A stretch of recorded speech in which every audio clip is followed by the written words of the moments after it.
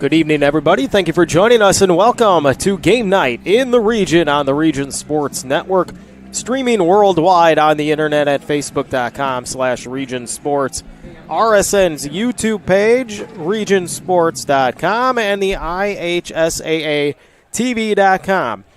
We come to you tonight from Crown Point High School as Region Sports Network presents the Arizona College Prep Knights from Chandler, Arizona, taking on the top-ranked team in the RSN poll, the Crown Point Bulldogs.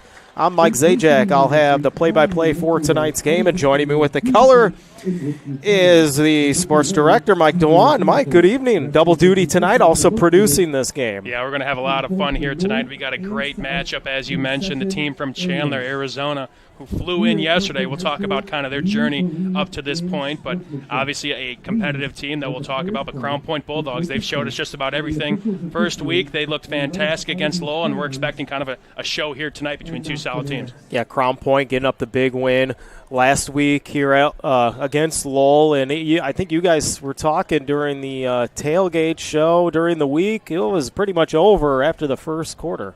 Yeah, the Crown Point offense, I mean, we're going to talk about kind of their pieces they got over there, but they're as potent as ever. Noah Ehrlich will be their quarterback, Miami, Ohio quarterback, and they got a running back, Larry Ellison, who has been fantastic. Just having those two alone, they'll be okay, but they got receivers. They also have a great defense who we'll talk about throughout the course of this game, but they're a well-rounded team, and now they're nationally ranked. From what I see, the Sports Illustrated poll came out, the 25th best team in the country, according to Sports Illustrated, you're in fact the Crown Point Bulldogs. Crazy to think about where this team was in just a few years ago, and now how this program has really shifted under Coach Bazia, and this whole community has really kind of grasped this team and this program, and of course Coach Bazia and his boys. Yeah, Coach Buzz was 5-5 in his first season with Crown Point, and I believe I was counting 24-2 in their last 26 games. So Crown Point is rolling, and they're hot, and it's hot outside. The Friday night forecast is brought to you by our friends at Economy Electric Heating and Cooling. Tonight's forecast is a comfortable 80 degrees currently right now. Humidity is at 77%, feeling like 82 degrees. There is some wind out there, so it wasn't too bad walking in about a half hour ago for me. So it's supposed to cool down. We might see some showers later on tonight. I believe those might stay away. I haven't looked at the radar quite yet, but much cooler here than it is in Arizona. Out of Chandler, I believe it was 106, 108, 106, whatever it is. It's doesn't matter. Yeah, you know, it's good to be up here. It might be a vacation. We got a lot of HCP fans who made the trip up here. We were kind of guessing how many are going to make the trip up here. Now, of course, we want you to kind of sit at home and watch this stream, but a great turnout here from the folks from Chandler, Arizona, and obviously a nice vacation, 20 degrees cooler, almost 30 degrees cooler over here in Crown Point, Indiana. But, yeah, it's a good one. Beautiful night for football, as always. Just like that, it's week 2, man. That's the game night forecast. It's brought to you by Economy Electric Heating and Cooling, keeping you cool in the summer and cozy in the winter. We still got about 20 minutes until kickoff. Teams are warming up on the field. We'll take a short break. We'll talk about both these teams when we come back. You're watching Game Night on the Region Sports Network, the only game in town. When life keeps you busy and you can't get to the store, shop online with Strachan Van Til To Go. Our to-go service is easy to use. Register using your rewards account information, fill your virtual cart, and choose delivery or pickup. Once your order is in, our own Strachan Van Til team preps your order with care. With our to-go service, you can earn reward points and save time and money with our online coupons and weekly ad prices. Life made simple, shopping made easy. For more information or to sign up, visit shop.strachanvantil.com. Hi, I'm Crowd Company's Lantern Man. For years, I've helped your family and friends save on their car insurance. And now I've returned to rescue you from high prices. Whether you have a perfect driving record or a not-so-perfect record. Follow me to the Crowd Agency for immediate and affordable coverage. I'm your insurance superhero. Crowd Companies, insurance professionals. Highland, Merrillville, and Michigan City.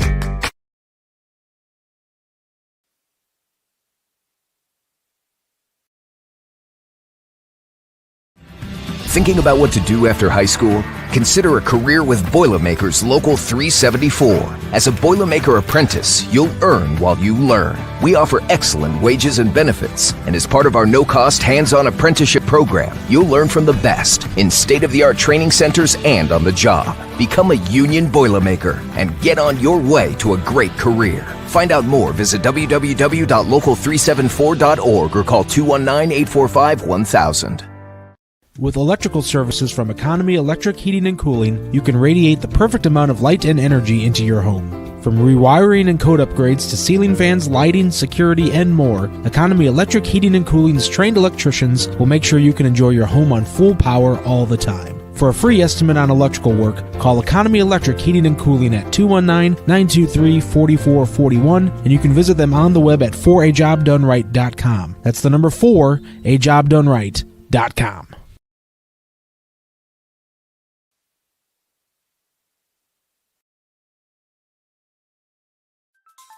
Tech Checking Plus from Tech Credit Union offers everything you'd expect from a checking account. Plus, you'll earn one of their best dividend rates for maintaining a higher account balance. Currently, 4.85% annual percentage yield. No need to choose between easy access to funds or earning a better dividend. Tech Checking Plus gives you both. Visit techcu.org, contact any branch, or call 800-276-8324 to learn more. Tech Credit Union is federally insured by the NCUA. Rates may change without notice.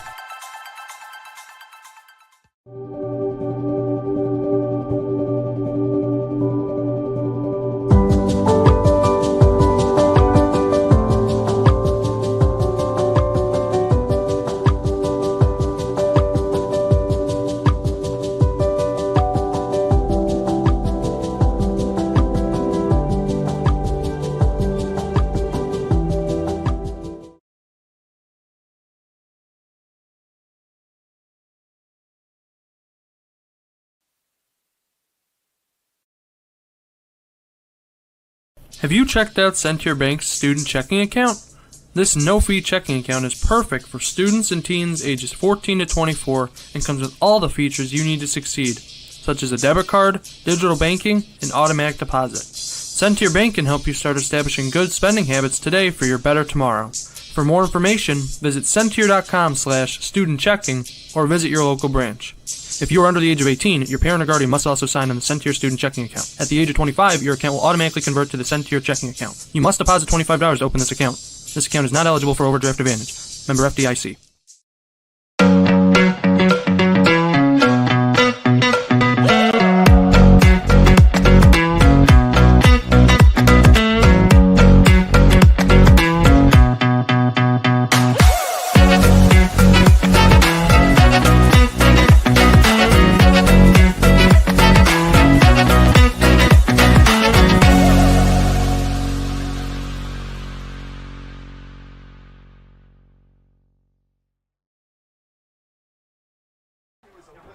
Welcome back to Game Night on the Regions Sports Network, along with Mike DeWan. It's Mike Zajac from Crown Point High School. As on the field now are the cheerleaders. We just saw them finish up, and now the the children cheerleaders now on the field as they're going to do a bit of a dance, and some of the other high school cheerleaders directing them on where to go. Looks like I'm reading their shirts. It's cheer camp. Looks like cheer camp for these young tykes. Again, a great community out here. A lot of aspiring future Bulldog cheerleaders out here on the field, but always a great spectacle here at Crown Point High School. Yeah, Crown Point, a great community, and also Mayor Pete Land and the Crown Point Pace Department are proud to support the Crown Point Bulldog Athletics and say, "Go Bulldogs!" Crown Point remains dedicated to preserving history, celebrating everyday life, providing the best in-city services, and encouraging smart growth. Visit Bulldog Park on Friday, September 6th for a spooktacular showing of Ghostbusters. Yep, the gates are open at 6 p.m. The movie will begin at 7:30 p.m. Admission is free. you can please bring a blanket or a lawn chair. Concessions will be available for purchase. So we got a lot going on here in that downtown Crown Point area. So those of you, if you are listening on the far side of the field from Chandler, Arizona, a great night to walk around downtown Crown Point after the game, and also this weekend should be a nice one as well on Labor Day weekend. Yeah, I really forgot it's a 3-day weekend, and I'm very interested to see and maybe ask around how Arizona College Prep, a lot of people up here obviously making a vacation out of this. I wonder if they're flying back tonight or tomorrow, if they're going to try and make maybe a weekend out of this, obviously 3-day weekend they got going on. Yeah, you guys were talking about this on the pregame show earlier, because there was another team from California, Chula Vista East Lake. They played Hammond Central. It was last year, and again, they made a weekend out of it. I remember talking to Coach Hudak of Hammond Central. They went to, Northwestern, made a weekend out of it, caught a game up there. And so, it depends. It's a great weekend to whether if they want to chill around in Crown Point, like you mentioned, a great community, a lot of things going on, or maybe even go to the city. It's a good weekend for it. And it's going to be interesting to see kind of what the story is behind them being up here. Yeah. We're excited to tell you guys about that as well. A beautiful weekend. Of course, you could always go to a Sox game. You can walk in there and easily free admission. Just about. Sox are struggling. For piping hot pizza delivered right to your door, call Squeegee's Pizza of Griffith. Squeegee's is located at 106 South Broad Street in Griffith. Give them a call, 219-924-6000. Pickup or delivery, it's Squeegee's Pizza of Griffith, the best on Broad. We got about maybe 10-15 minutes or so. The cheer camp is exiting left and should have the teams coming out here fairly soon. So, Mike, let's take a look at this Crown Point team. You know what? What do you want to start with, Arizona? Let's start with our hosts. Let's start with Crown Point. We'll talk about them coming into the game 1-0. Obviously, we covered that game last week. They had against Lowell. A dominating fashion as always. They won another leather helmet in that fantastic rivalry game, but they showed us all. And again, they have a strong returning class, highlighted also by some young guys coming up, hoping to make a name for themselves. Again, we're going to start with the offense, but Noah Ehrlich, he's kind of the straw that stirs the drink of what is this Crown Point football team. The Miami of Ohio commit has really done everything for this program in just a season and a game with these guys. And Larry Ellison, his backfield mate, he's ironing himself as one of the best running backs in the area, which is a marquee position. Of course, some teams are still throwing the ball a little bit more like Crown Point is, but Larry Ellison could do just about all of it in the backfield.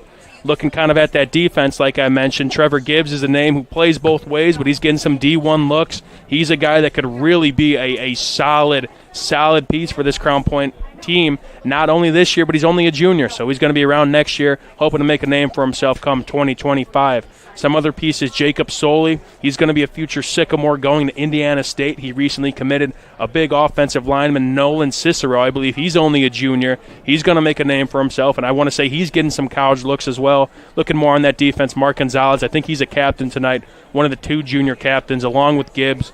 Gonzalez is a nose tackle. He made our all-area team. He also was an all-conference selection in the Duneland last year. And then Lucas Szymborski, he's a senior transfer. He's a guy that came in from Cleveland High School in Tennessee.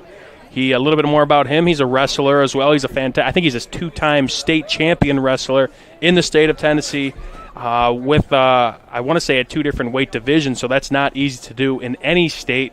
And then he's also a great football player. He's going to be going to Ball State come this time next year, playing on a football scholarship. He offers there was a couple pieces that Crown Point lost last year on the defensive side, but getting him in the kind of the transfer portal, which is kind of a new thing here in Northwest Indiana football, he's a nice piece to have, and he's going to be a name to look out for come tonight. Yeah, they lose Will Clark in the middle linebacker position. Right. That's a huge loss, and who's going to step up? Who's going to be that guy? Who's going to be that team leader to replace Clark? Hopefully what they're expecting is he's going to be the guy, but it's got to be everybody. It's got to be everybody as a group to come in and fill those roles that they had last year to go to state. As we're going to take a we're going to keep it right here for with the playing of the our national anthem.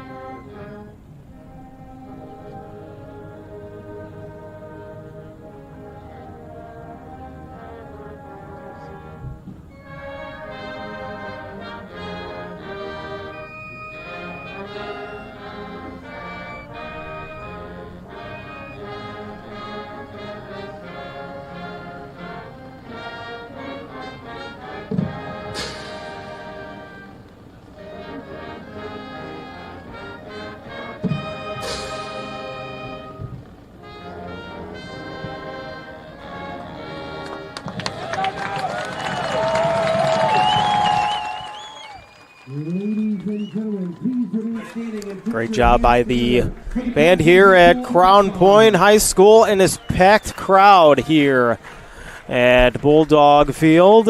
And, you know, up on that hill on the far side over there, also pretty packed with some stragglers. And some will just watch the game from right there. Yeah, thank goodness I'm in the media because it would be very tough at this time to find a parking spot, and thank goodness I'm kind of an early bird myself. I got here pretty early, but we're looking at kind of the parking lot so we could see from our vantage point.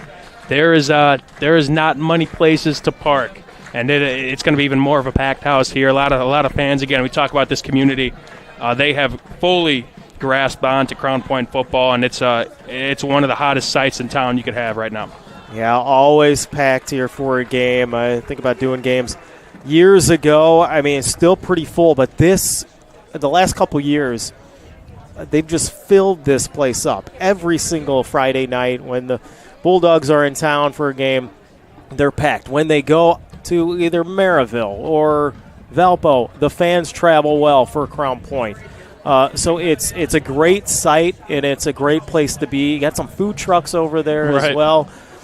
So it's just a great place to watch football and spend a family evening together here in Crown Point. No doubt about it. And these are two programs, Crown Point along with Arizona College Prep, that have just been on a positive trajectory as of late. Again, two schools that at one point Crown Point was, I want to say they were 5A not too long ago. I want to say a couple seasons ago, and then eventually, obviously, enrollment played a part along with success. They bumped up to 6A not too long ago, and they're holding their own. And then Arizona College Prep, we could talk about them, coming up, but they're another team that has just been positive growth so far. We will talk about that Arizona College Prep team when we return. You're watching Game Night on the Region Sports Network, the only game in town.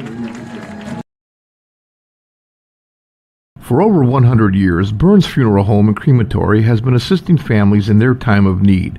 Serving Northwest Indiana, the staff at Burns Funeral Home will help guide your family in creating a meaningful ceremony. From a simple to elaborate to traditional or unique, the caring family at Burns Funeral Home will tailor a ceremony to fit your needs.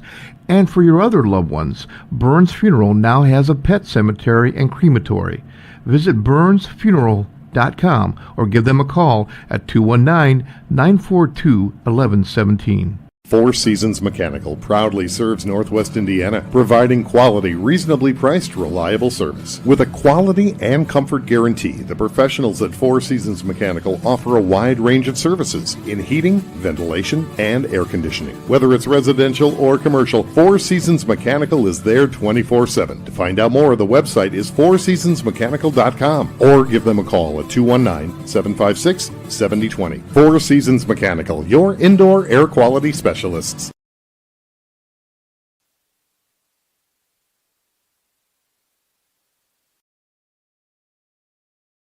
Earn while you learn from the best hands in the business. The Bricklayers Allied Craftworkers for Indiana, Kentucky Apprenticeship. That's right, this is a paid apprenticeship. I'm getting an education while learning a trade and getting paid for it. The thing that surprised me the most about this apprenticeship program is the respect I've received after the proper time and training. Classes start soon, so apply now. There are training centers throughout Indiana and Kentucky. We are the Bricklayers and Allied Craftworkers for Indiana, Kentucky Apprenticeship. The best hands in the business.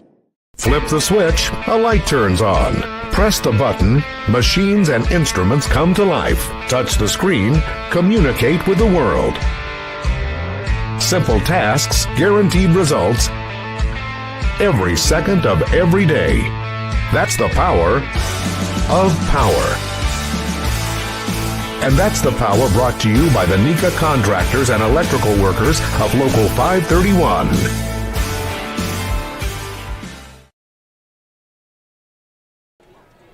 Welcome back to Game Night on the Region Sports Network, along with Mike DeWan, Mike Zajac from Crown Point High School.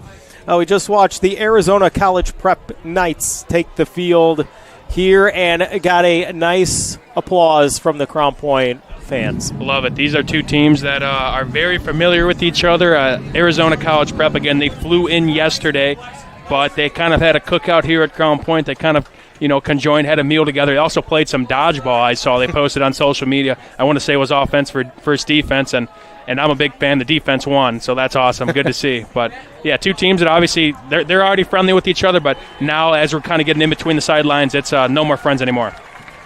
And we're getting ready for Crown Point to come out onto the field as they exit the locker room stage right. Fans are up. Everybody's standing here, ready to see their Bulldogs. Yeah, it's no joke. I mean, we still got people kind of filing in. We're looking at stage left over here. People on the hill, people at the food truck, whatever it may be. But it's a party here so far. Yeah, it might be standing room only here for this one on the Crown Point side. You might see some of the Crown Point fans even funnel over to the far side of the field where Arizona College Prep fans are. And a nice crowd coming over from Arizona. I assume it's just, I don't know, what do you think, about 100 of them, maybe? Yeah, I don't know, give or take, but a lot of purple over there, a lot more than I expected. And, again, kudos to those from Chandler or any part of Arizona that made the trip. Or if they're tuning in right now, please let us know in the comments. I know it's about almost 5 o'clock over there Mountain Time, but thank you all for joining us, especially, again, ACP, the ACP faithful coming all the way here to Crown Point, Indiana. And, Mike, what do we know about ACP, Steve Vaught's team? Yeah, so we'll talk about Steve Vaught a little bit later, but about the team itself. In 2023, they went 8-4. They lost the eventual state champion, Canyon Del Oro, 33-27 in quadruple overtime. But this team, again, is no slouch. As we mentioned, they're out of Chandler, Arizona, that bombing hot place in Arizona, but they're doing just fine. Enrollment of a little bit over 1,700, so they're going to, if you're an Indiana listener and you're tuning in, this is kind of a 5A size school, a pretty solid 5A, so this is a pretty big school. I know they limited the roster they kind of brought over here. I know they only could bring so many people kind of on that flight, but nonetheless, it's still a big team, a big program, and a big school. Again, head coach, you mentioned Steve Vaught. Part of the reason of, I want to say the reason of why these teams kind of came together, Steve Vaught is a Portage grad of 2004, as I'm trying to talk over the fireworks show going on over there in stage right. But Steve Vaught graduated from Portage in 04. He played under Coach Craig Bouzie, of course, the head coach of the Crown Point Bulldogs. He also was an Indiana All-Star, so he was no slouch as well. He also coached with Craig Bouzie at Homewood Flossmoor for 4 seasons. Then he kind of went out over there to Arizona.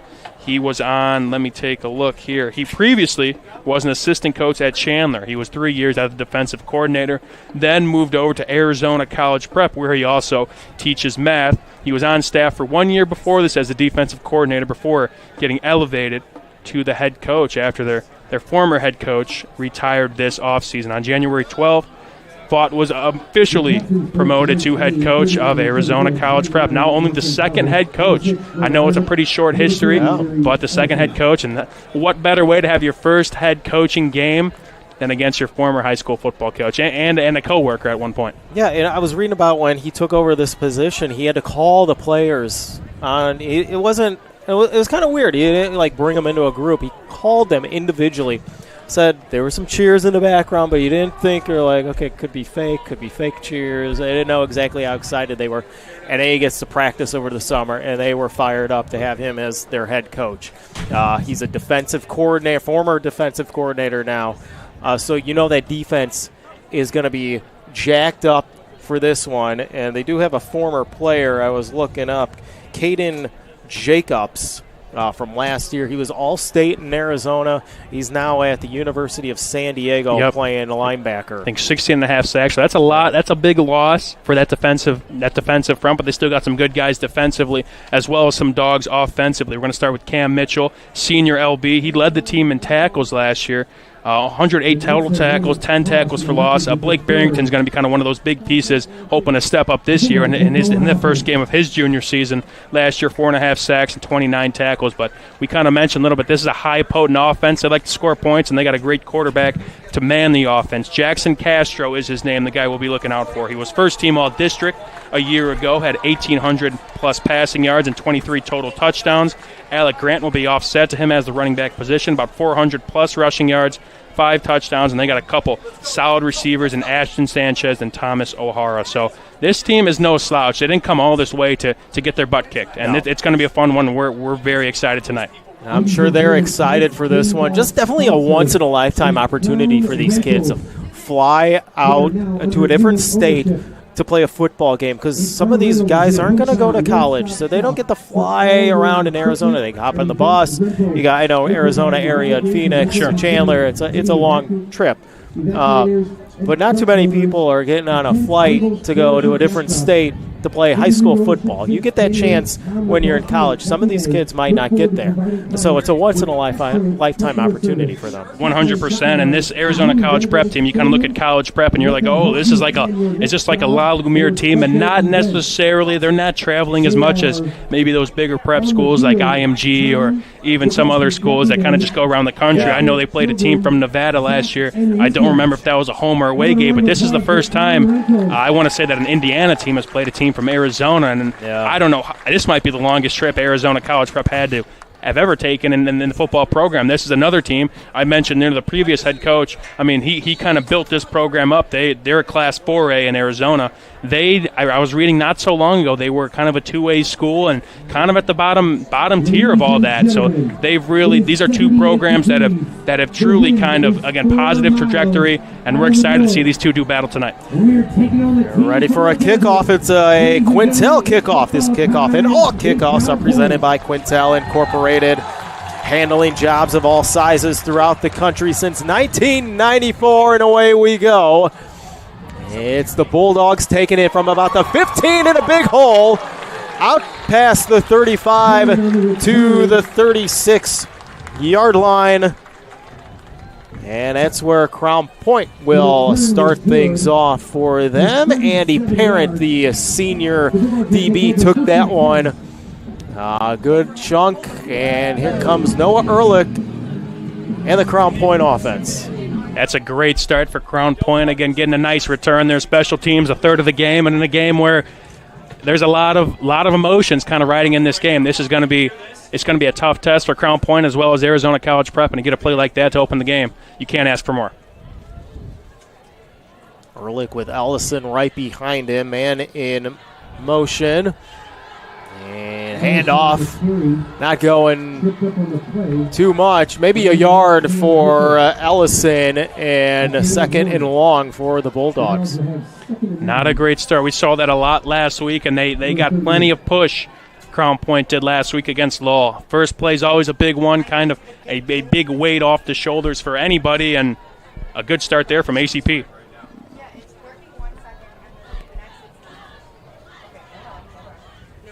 Shotgun for Crown Point. They had 4 wide. Now they send them inside. It's a fake to Ellison, and Ehrlich's got to run rolling to his right. Has to throw it away. We got third down. Good pressure there by the Arizona College Prep team. That was Cody Tibbett, the junior linebacker. And that little RPO there had Gibbs in the flat trying to get him open, and Arizona College Prep, they snuffed it out, and a quick third and kind of long conversion that we haven't really, or play, I should say, not conversion, just yet. That's something that Bulldogs would want to hear, but this is unfamiliar territory I've seen so far from the 2024 Crown Point Bulldogs. 3rd and 9 from the 38-yard line. Ehrlich, we might have a false start. We do. Looks like he wanted the ball, but the offensive line took too long. I think the 2 wideouts were going first before the ball was snapped, so that backs up the Bulldogs. And in a game like this where we kind of expect it to be close, you got to play a pretty clean brand of football. You can't beat yourself as well. You can't have these unforced errors where 3rd and 9, they may have a play in that playbook, but now 3rd and 14, that playbook only gets smaller. And you got to, again, who knows what we could see here. They may run the ball. They may concede and punt it away, but it kind of puts you in pretty tough territory. 3rd and 14. This one's at the 33, and another flag. We might have another false start. Let's see. I think we do. Flag on the play. Yep, looks like it. I think it was the left tackle, number 76, Austin Riviera. And again, 2 quick penalties that we did not see really any from this Crown Point #1 offense from last week. They were just about perfect against Lowell, but obviously emotions are riding pretty high and just 2 quick errors. Yeah, this is a big game for their coach, too, going up against a former coach and former player. Now, so, they might be a little nervous coming into this one. 3rd and 19 from the 28, trips right again for Ehrlich. He's going to fake it to Ellison. Has time. Thrown over the middle. Catch is made. Going to be short of the first down. Oscar Biasi, the junior wideout, makes the catch across the 40 to the 43. The offense still is out there. Yeah, I know Ehrlich could punt it, so I wouldn't surprise if we see kind of a little bit of a pooch here. Again, it's early in the game. He may just try and draw him off sides. It looks like a hard count there. Yeah, hard count. You got 2 wide to the left. Let's see if they take the timeout, or does he pooch kick it? Down to 12 seconds on the play clock. Yeah. Wide receiver's going to go all the way to the right side, so it's bunched up formation. Timeout, now another one comes back. There's confusion all over the place, and Coach Buzz needs to call a timeout.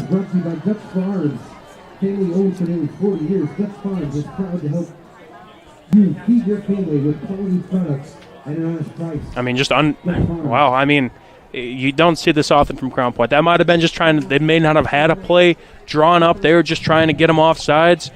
But I'd maybe expect a pooch punt there or something. But it's been a great start so far from the Knights from Chandler, Arizona.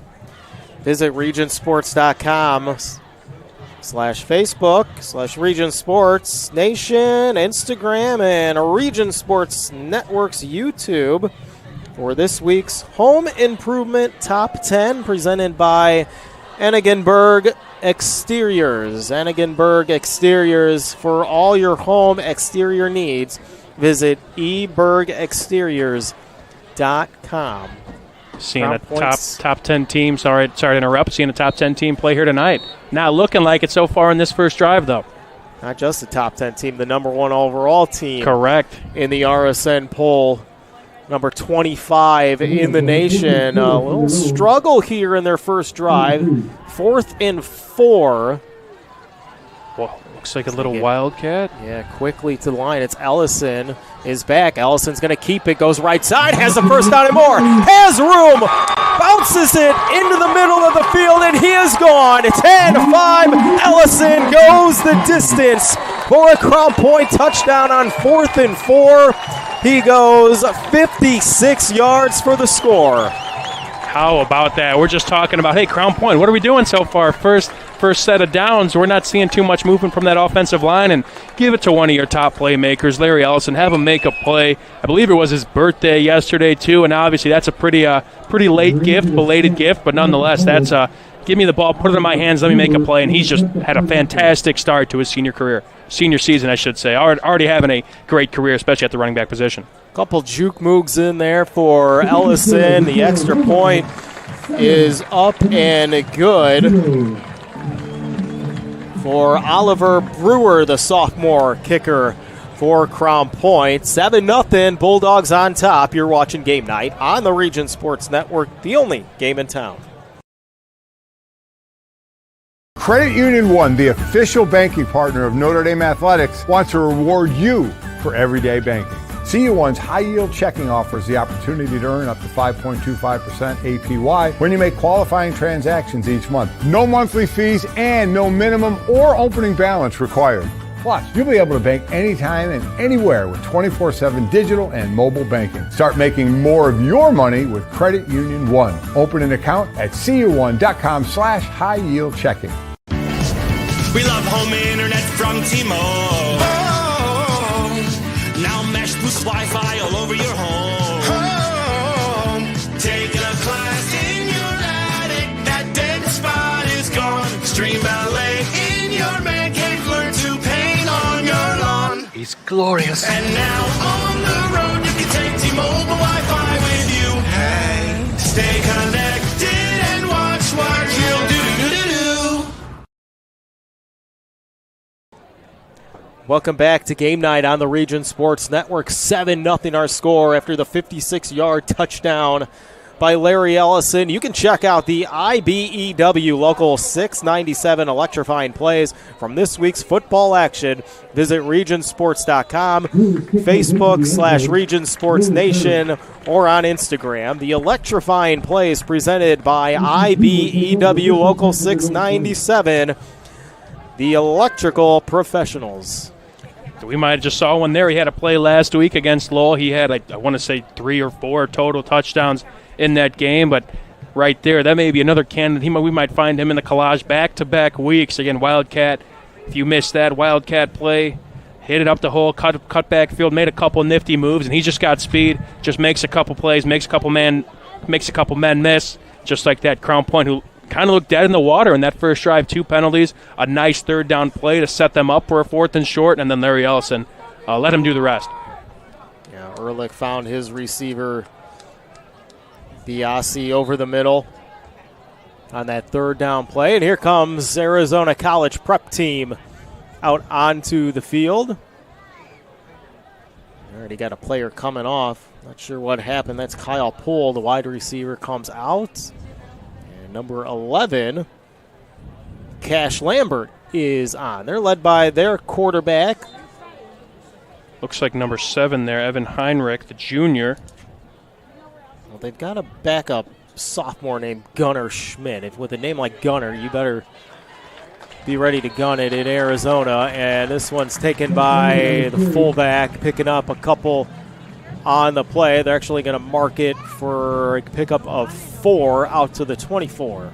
Bit of a jet sweep there. Try and make Crown Point defend the entire width of the field. Little bit of a nice kind of a jet touch pass there. That counts as a completion for the quarterback and hopefully eases them into this. Heinrich in shotgun. He's got 4 wide. His running back, Tyler Lauder, to his right. Man in motion going right side. They're going to flip it out to him. That is number 83, Kyle Poole, and he's going to be taken down by quite a few Bulldogs, led in there by Nico Pavlov. Yeah, Crown Point, one thing they're going to do with this defense, they're going to fly to the football. And what we're seeing so far from Arizona College Prep, they want to spread the field. They got 4, sometimes even 5 receivers out there that can pass catch. And they're trying to make Crown Point, again, defend every inch of the width of this field. But right now, again, a 3rd and 1, and Crown Point faithful, as we mentioned, they barely sat down so far. They're on their feet already. You hear them directly underneath us, banging on the bleachers. 3rd and short for the Knights, and they need to waste a timeout. So both teams now here in their first drives have to waste a timeout. This one now by the Knights. And we'll see what they have up their sleeve on 3rd and 1. They stay with Region Sports after the game. We'll send it back to the Centier Bank studio. You can catch up on the latest scores, highlights, and more. It's all live from the Centier Bank studio. And as scores come in for us, we'll get some of those scores. When we get them, it'll be the Strachan Van Til scoreboard update, your favorite Indiana-made grocery store. We do have quite a few other games going on across the region. I think for us, we have 4 in total. So if you want to bounce around from game to game, see how we're doing tonight, please do so. We're also covering the Valparaiso-Andrean game. That's a top 10 matchup according to our Ennigenberg Home Improvement top 10. We have Wheeler and Kankakee Valley, thanks to Josh Reagan at Reagan Sports Corner. That's a top 10 matchup, and also have Maryville and Hobart at the Brickyard. The Knights will have 3rd and 1. 3rd and 1 for the Knights. Heinrich in shotgun.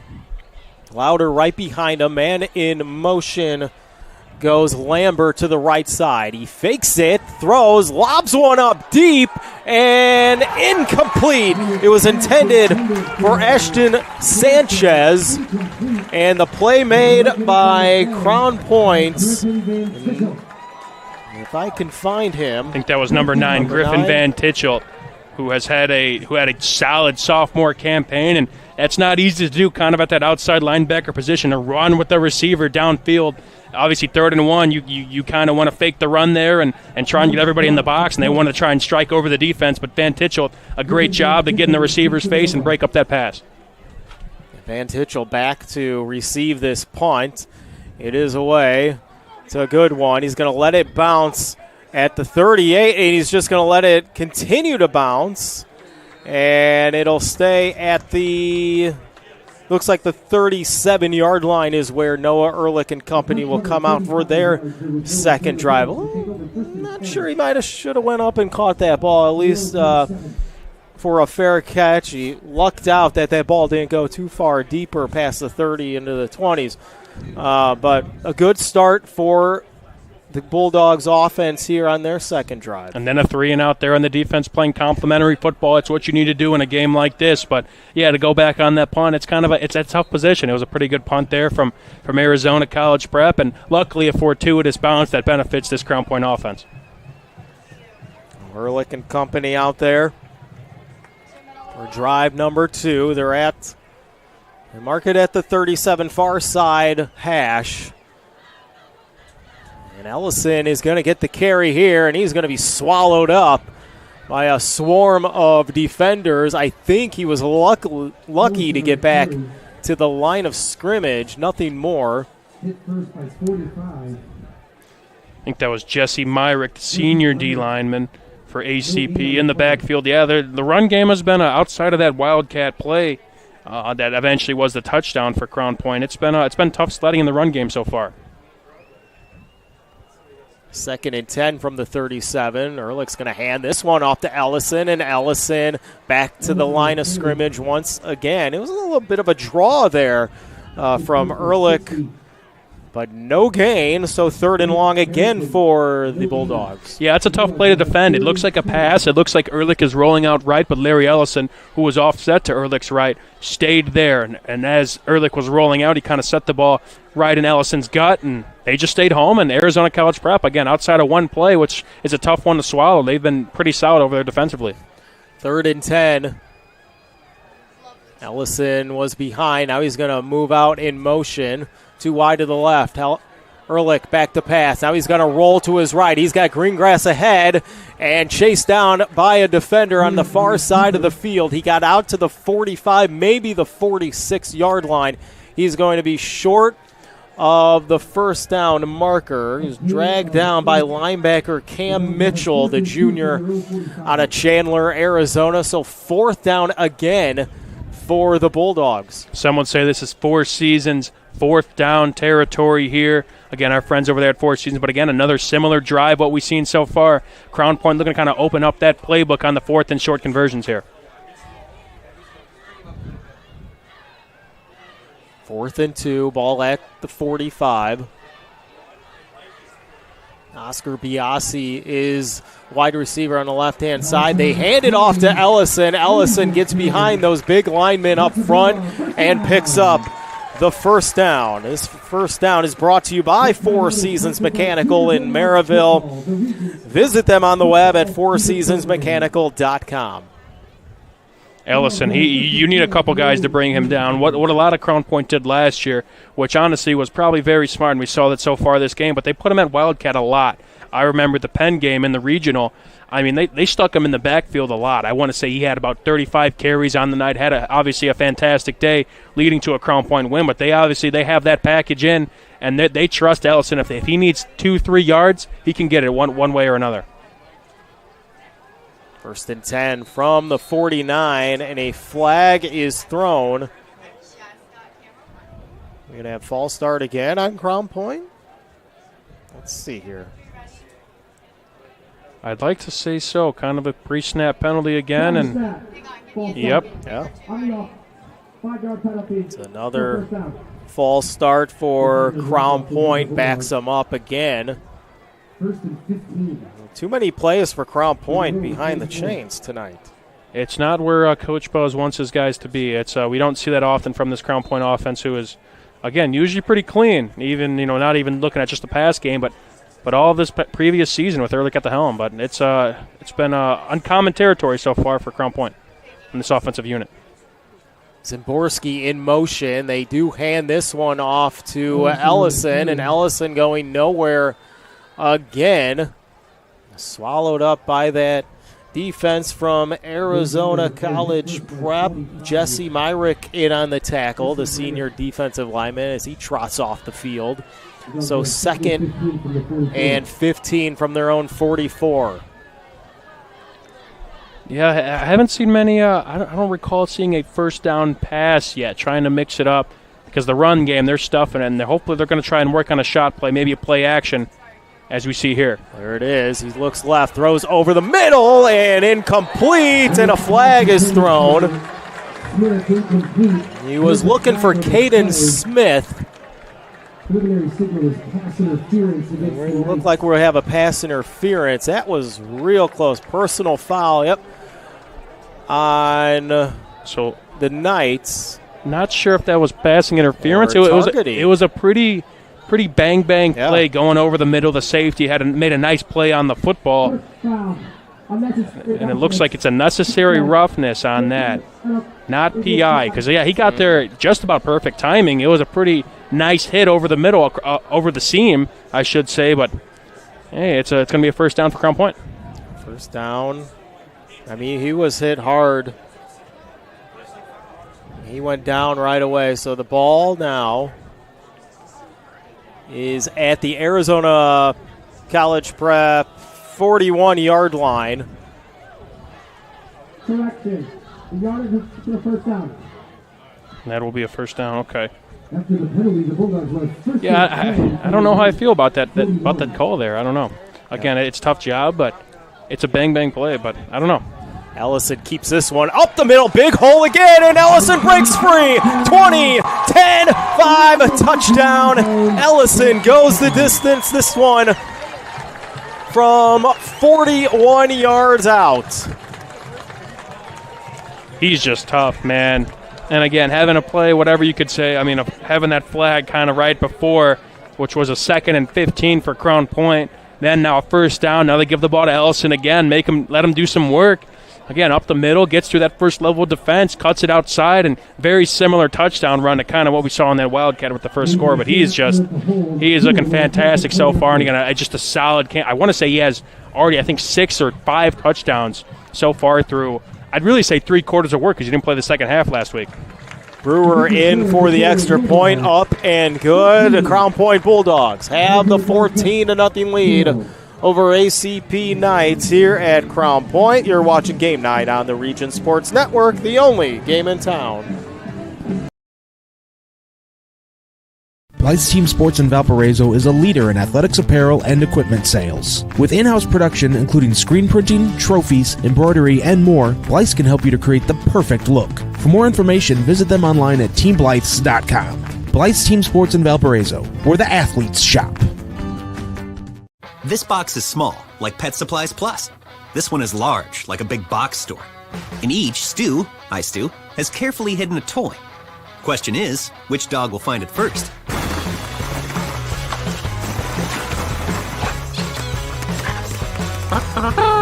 Ta-da! Moose, no! You were so close.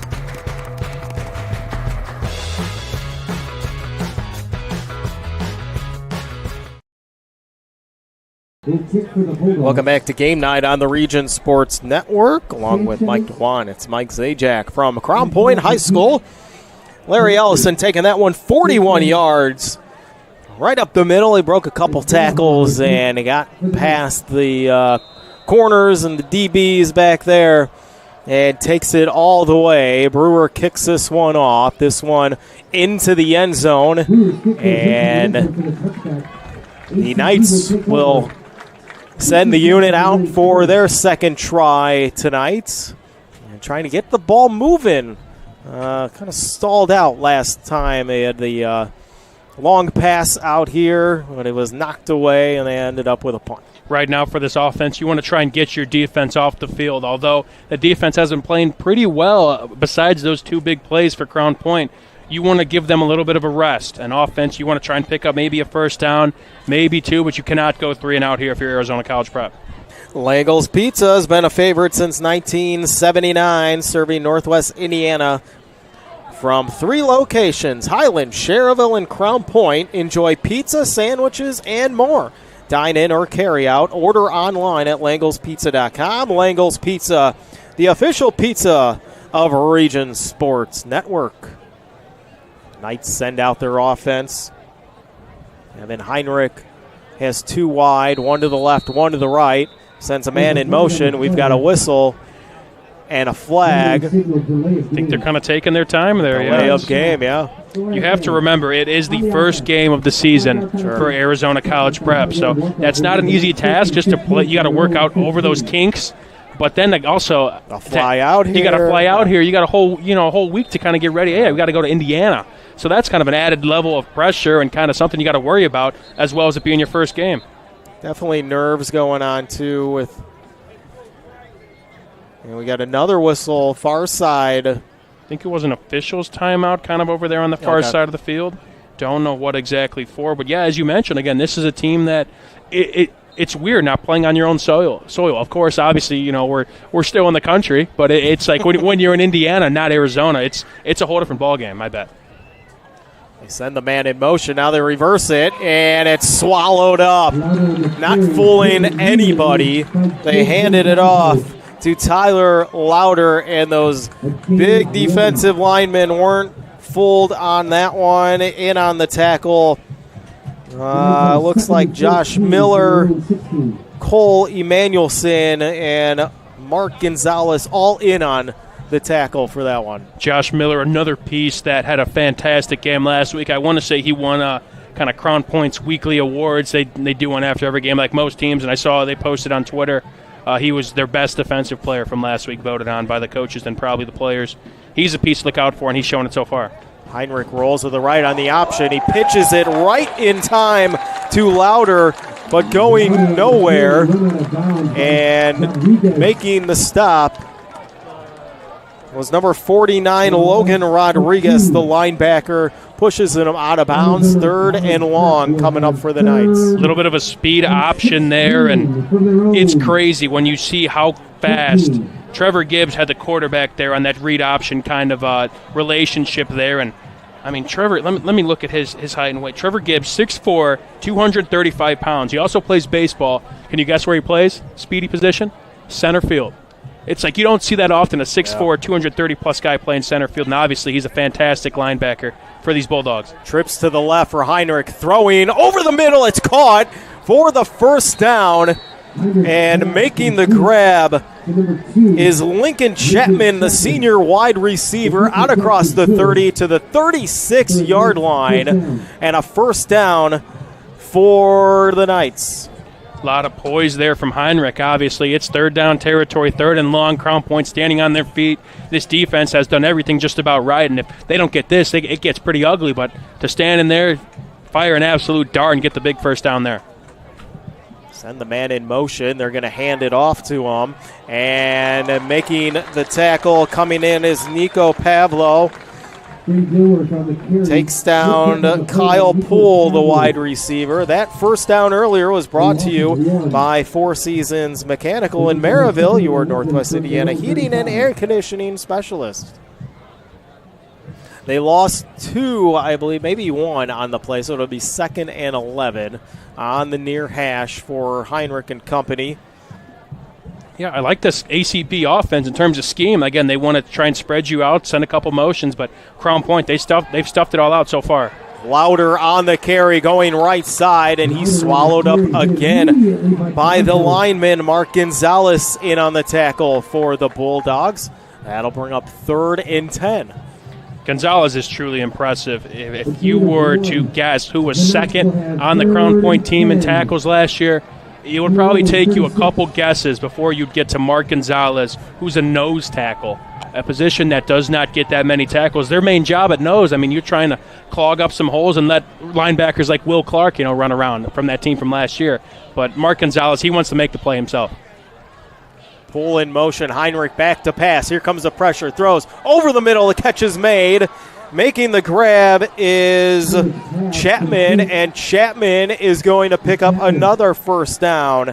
Four Seasons Mechanical first down brought to you by our friends at Four Seasons Mechanical in Maryville. Visit them on the web at fourseasonsmechanical.com. Moves the chains out across the 45 to the 47. Another impressive play there by the junior quarterback. Again, standing in the pocket, firing another dart. Again, 3rd and long. That's not easy to do. The defense expects you to pass, so they'll put a couple guys back there, but obviously a nice play there, and ACP getting their best drive of the night so far. The Knights on the far side of the hash. 3 wide, 2 to the right. They hand it off. Louder and Louder going nowhere. Excuse me, that was Max Sasso, the junior running back, coming into the game. And he might have picked up a yard, so 2nd and long. This Crown Point run defense is doing a great job, but most of ACP's yards so far has been in the passing game, 3rd and long. I want to see maybe ACP can try and kind of mix this up instead of going run, pass. Obviously, it's worked this far, but Crown Point, they're doing a great job at stuff on the run. 10 seconds left on the play clock for Heinrich and company. Some confusion on the line for Crown Point. Man in motion coming near side. Heinrich with it, fakes it, throws. Right side has a first down and a little bit more. Catch is made by the tight end, Austin Spendlove. I've been waiting to say that name all night. He picks up a first down. It's brought to you by Four Seasons Mechanical in Maryville. Visit them on the web at fourseasonsmechanical.com. Just rolls off the tongue, Mr. Spendlove, Austin Spendlove, the junior tight end there, getting a big, again, I like that there, RPO, kind of try and work out that run game like they were showing, but there's that time in RPO, Heinrich pulled the ball way out of the running back's gut and hit Spendlove across the middle, and ACP, they're moving the ball now. Yeah, they're on the move. The handoff here, breaking a couple tackles is Sasso, and he's going to pick up close to the first down. Let's see if they give it to him. I think he's right on the line, just past the 30-yard line. I think he's going to be, he's going to be about a foot or two short. So 2nd and short, they're going to mark it at the 30-yard line, actually, and that'll do it after the first quarter. It was a good one here from Crown Point. The Bulldogs lead 14-0. You're watching Game Night on the Region Sports Network, the only game in town.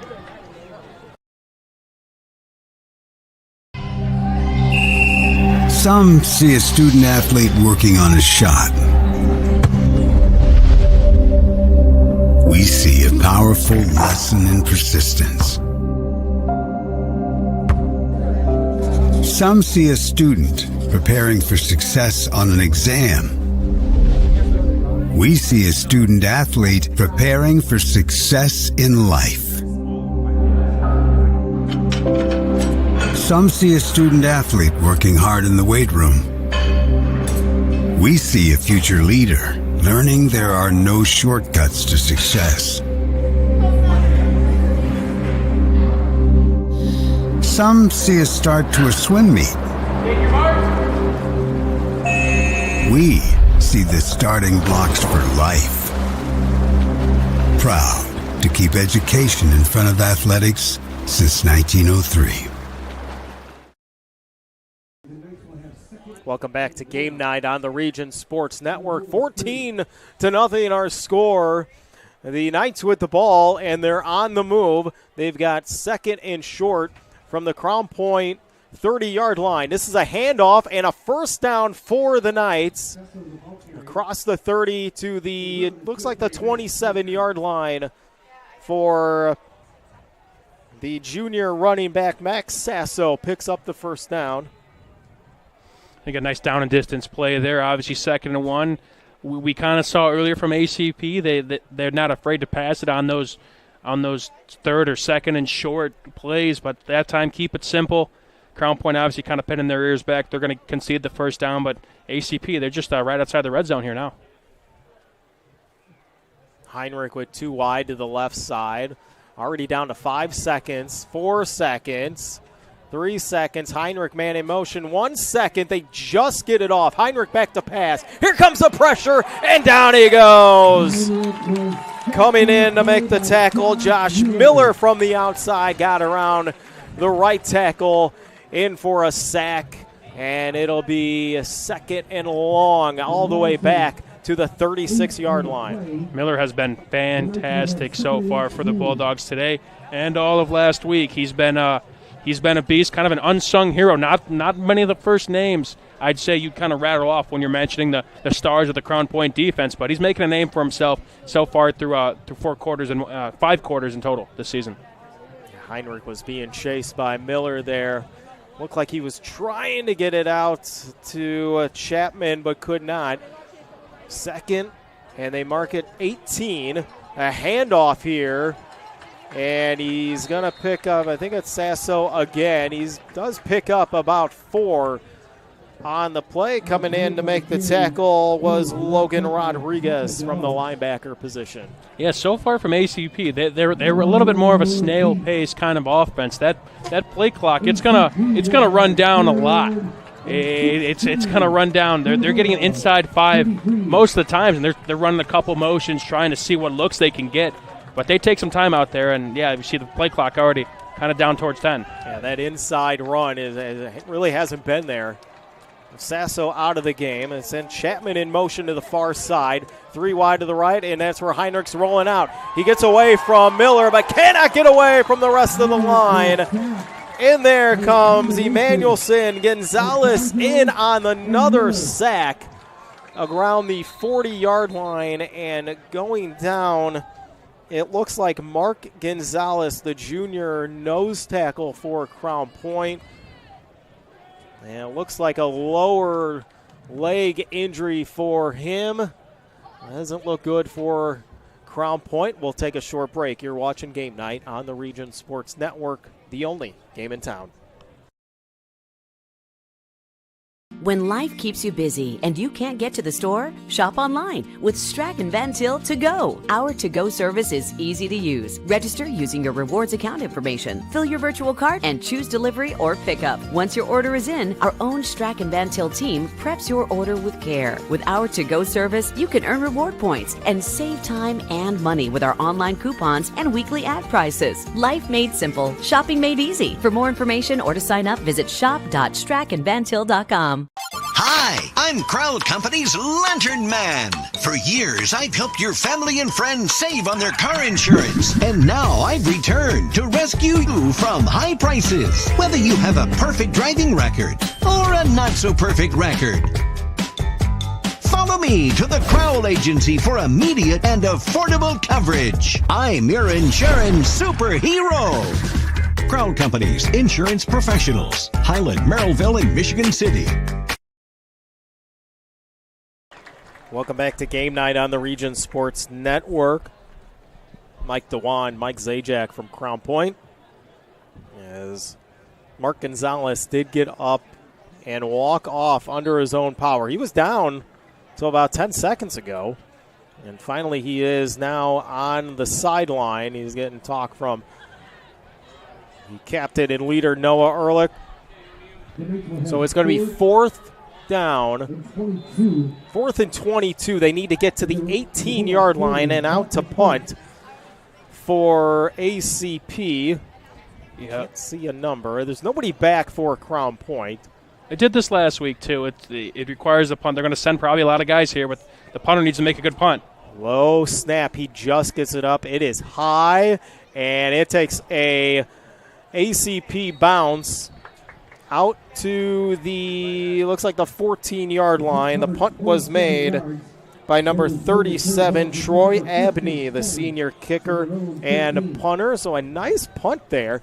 Pushes Crown Point's offense inside the 15-yard line, but plenty of time with 9:09 to go to add another score on it. And I've seen Crown Point do this before in the past during the Coach Buzz era. They slowly move the ball in the second quarter, and they've gone these type of drives. They can make it a 9-minute drive if they want to. And they showed they could run the ball. You need a good running back and a great offensive line to do that. A little bit about Mark Gonzalez. Again, you mentioned he walked up under his own power. He did look a little angered, kind of coming off. Again, he was able to walk, but he's now in the medical tent now, hoping he's better off because he's a solid player, and adrenaline's a heck of a thing, but that's going to wear off soon. Ehrlich went under center, and he handed off on the reverse, coming across. It was Jaden Rodriguez taking the ball from the wide receiver position. He picks up a first down out across the 20 to the 25-yard line. It looked like Gonzalez might have had a little bit of an ankle injury. He's playing football, and I'm now turning into my mid-30s. I'm just going to say it. Who's counting, right? And I'm just walking down a hill, and I got a little strain or something. Mike Zajac, I almost had to call you and say I'm not going to make it. Oh, man, you don't want me doing multiple duties. You got a birthday tomorrow, too. Speak up. Got to give you a shout-out there. Add one more to the tally marks. Big 35. Who's counting? Who's counting? Age is just a number. This run there from Ellison didn't go anywhere. He just picked up once. Actually got back to the line of scrimmage and nothing more. So 2nd and 10 for Crown Point. Yeah, I want to see Ellison's kind of – it seems like he's only rushing for less than 3 yards or over 40 on every carry. There's no in between. He's a big play guy right here. And, Arizona College Prep, they're doing a good job at stuffing the run, but they can't let up those big plays that they've seen so far. They bunch it up to the right. Play action. Ehrlich's got to roll around to the right side. Throwing man wide opens Gibbs right at midfield. Gibbs has a lot of grass in front of him. Can they chase him down? No. Gibbs is going to take it all the way for another Crown Point touchdown. This one goes 76 yards. Noah Ehrlich making some plays with his and they may bring it back. We had kind of a pretty big collision, kind of a blind side block that referees are trying to protect the players from, and there's kind of another bang-bang play, and they're going to have to walk this one back, it looks like. Preliminary signal was personal foul against the Bulldogs. Personal foul. Yeah, it might have been a blindside block. I didn't see it I was just watching Gibbs run, seeing who was going to catch him. Gibbs caught it about the 49-yard line on the near hash, cut back to the middle of the field. Inside block on the offense. As a blindside block. 15-yard penalty for the spot of the foul. First down. 15 yards from the spot of the foul. So the foul occurred at the 35-yard line. So that'll push the ball back at midfield. He's going too far. Well, now they're at the Crown Point 49-yard line. But the good news is for Crown Point, it's a first down for the Bulldogs, and they get a fresh start kind of here. A little bit. Of course, you want points on the board. It's just such a tough play. It's a bang-bang play when you're kind of on offense and you see kind of a chance to make a big block and put a dude on his back. It's kind of what you want to do, and it's a play that referees, and I think it definitely should be protecting these players, but it's tough. It's tough for both sides. Empty backfield for Ehrlich. Looks left, throws right. Ellison makes the grab, cuts away from another, and he's going to be close to the first down marker, and they'll give it to him at the 41-yard line. Moves the chains for Crown Point, and it's another first down, Four Seasons first down, brought to you by our friends at Four Seasons Mechanical in Maryville, your Northwest Indiana heating and air conditioning specialist.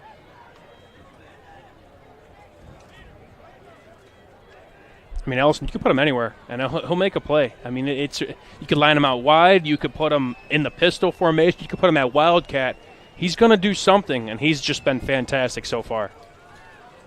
Runner in motion. They're going to give it to him. This is Zimborski. I thought he'd take it to the far side of the field, cut back to the middle of the field. He does pick up a gain of 3. So that'll bring up 2nd and 10. Don't forget to visit regionsports.com, Facebook/RegionSportsNation, and their Instagram page for this week's Powering Indiana Peak Performers, presented by Nika IBEW, powering Indiana of Lake County, the region's most trusted electricians. I think we saw a couple Crown Point Bulldogs on that list, Noah Ehrlich being one of them, and Trevor Gibbs, who had that almost touchdown catch. As we see him right here. Now play action to Ellison as gives it out to Gibbs across the 30, blows by one of the defenders, just ran him over, gets it to the 24-yard line for another first down. I had the privilege of talking with Coach Buzz when we do those 100-yard interviews, and those recently just released. You can go check them out after this game or in between. But we talked in May, and I kind of asked him off the air. I'm like, so, you know, you got some young guys. Trevor Gibbs, tell me about him. And he said he might go down as one of the best Crown Point football players in program history. That's a lot of high praise from a coach like that. Ehrlich keeping it, gets away from one defender. He's got one to beat. A good block on the outside. Lowers his shoulder near the end zone, and he's in for another Crown Point touchdown. No flags. This one will stay. Got a big block on the side from Caden Smith, the junior wide receiver. Held his DB, pushed him down, and Ehrlich propels his way into the end zone. Quarterback, usually a pretty boy position, but as he kind of zigged and zagged his way past that block, he then had a defender at the goal line. He put his shoulder down and made him pay. Noah Ehrlich, again, as much as he can do with his arm, he's got great legs too. He's got great ability, and just a great run there in Crown Point. Again, the big play. That seems to be the trend here so far through a quarter and a half. Brewers' extra point is good. 21-0. The Bulldogs lead the Knights. You're watching Game Night on the Region Sports Network, the only game in town. Thinking about what to do after high school? Consider a career with Boilermakers Local 374.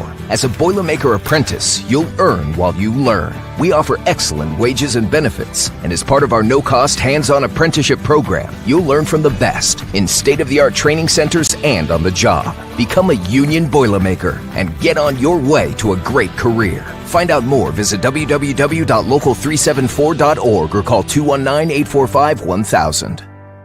With electrical services from Economy Electric Heating and Cooling, you can radiate the perfect amount of light and energy into your home. From rewiring and code upgrades to ceiling fans, lighting, security, and more, Economy Electric Heating and Cooling's trained electricians will make sure you can enjoy your home on full power all the time. For a free estimate on electrical work, call Economy Electric Heating and Cooling at 219-923-4441, and you can visit them on the web at 4ajobdoneright.com. That's the number 4ajobdoneright.com. Welcome back to Game Night on the Region Sports Network. 21-0 is our score. The Bulldogs on top of the Arizona College Prep Knights. Mike DeWan and Mike Zajac here from Crown Point High School on this beautiful Friday night.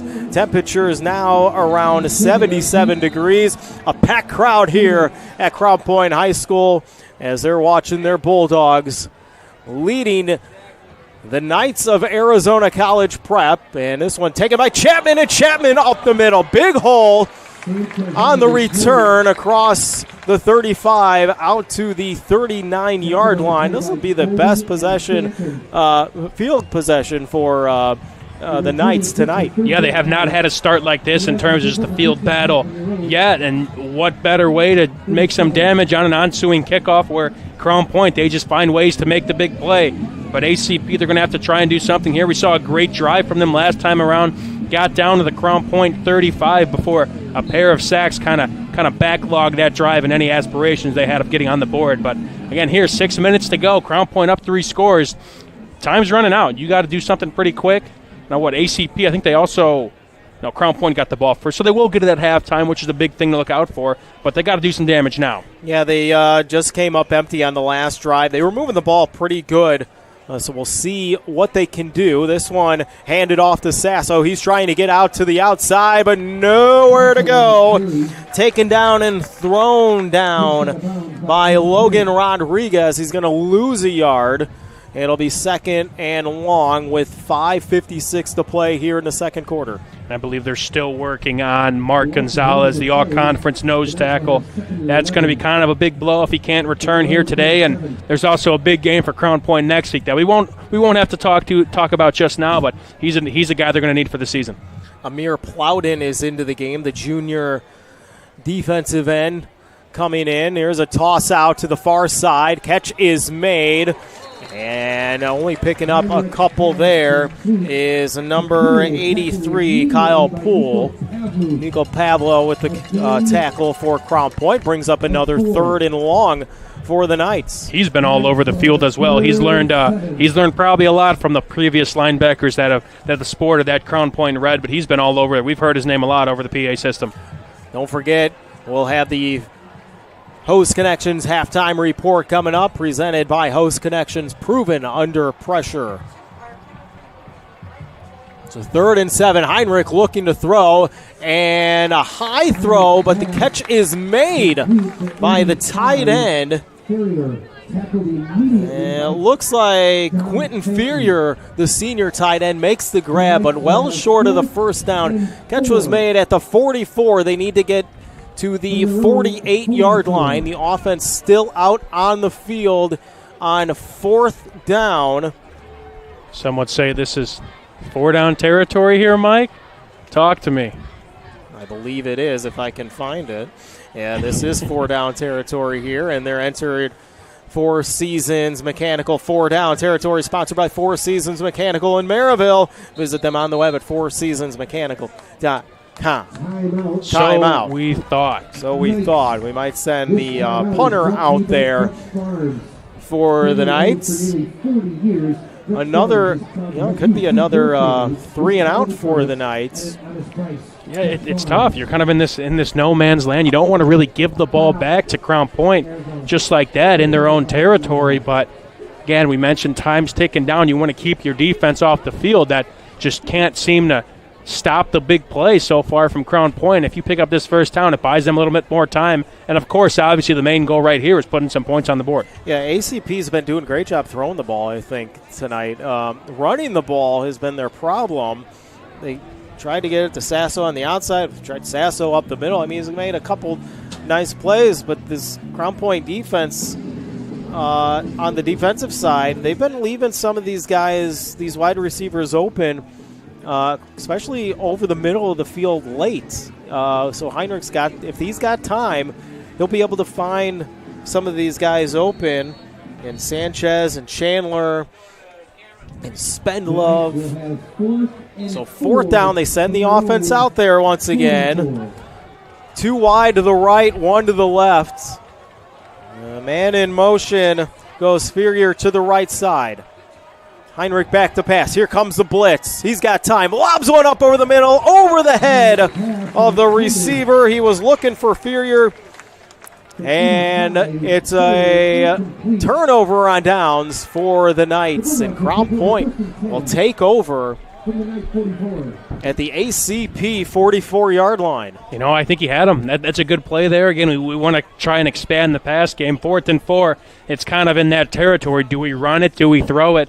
And kind of looks like they brought a man from that far side of the field, try to bring him to the back to the other side, hit the other seam, and try and catch the Crown Point defense on that side of the field lacking. And he might have had a step on him, maybe just missed a throw there. Again, it's the first game, so there's a lot to iron out. Quarterback-receiver relationship, how receivers run routes on Friday nights. It's a lot different on Friday nights than it is on a typical Tuesday practice. So a lot of things to be ironed out here, and again, just a couple plays away from potentially making this a better ball game for ACP.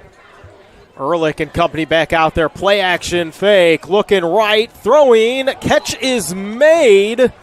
But it is out of bounds. Catch was made by Jacob Soley, the senior wide receiver. So that'll bring up second down. Ooh, that was a good ball, but even a better attempt at a catch there. I like the call there from Crown Point. Again, get a sudden change and nice play action there. Tried to run a wheel route there with Jacob Soley, and they almost connected there. That would have been nice. 4:17 to play here in the first half. Play clock already down to 10 for Crown Point. They're not looking to hurry up really that much either. Like you said, they could kill the clock if they want to. Ellison ran into a brick wall right at the middle. It was big number 58 for ACP, and that is Laith Awad, the senior defensive lineman, just pushing back a couple of the Bulldog linemen, and that'll bring up 3rd and 12 for Crown Point.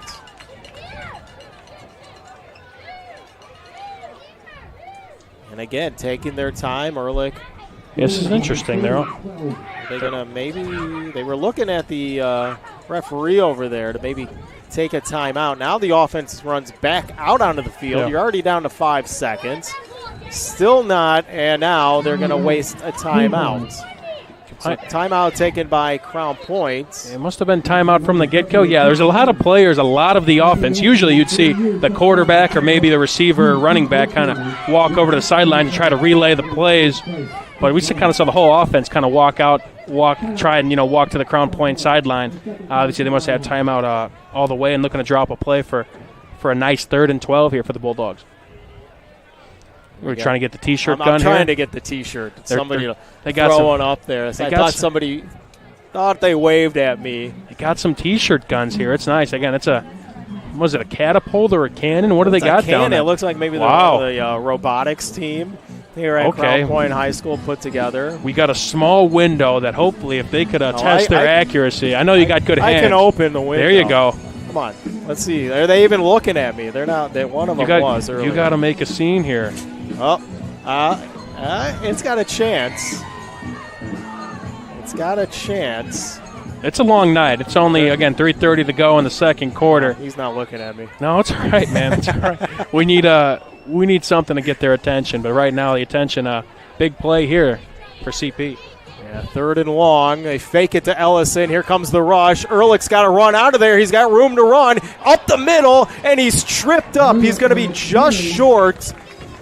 Chasing him down, and a great job by Cam Mitchell, the linebacker, and a hurry up to the line. Love it. Smart.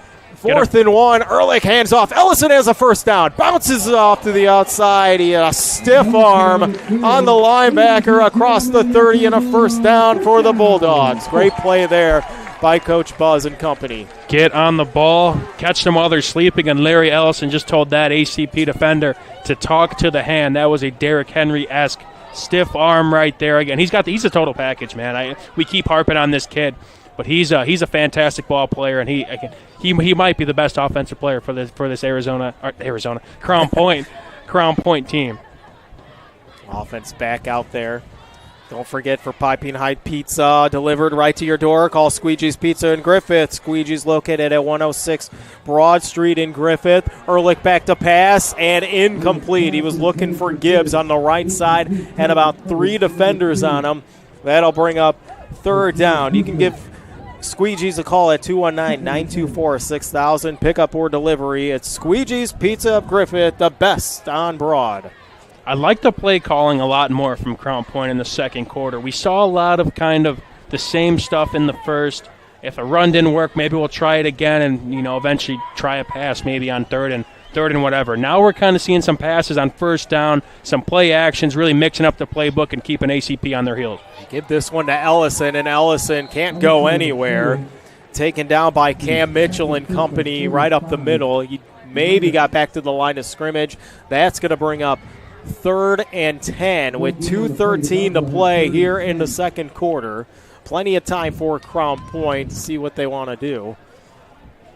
Yeah, so what I say here, again, I'd like to try and get half of that back, bring it up to maybe a fourth and halfway there, 4th and 5, and then see what we can do. Maybe get them to draw off sides. Again, Crown Point, they still have a timeout. You can't take it to the halftime with you.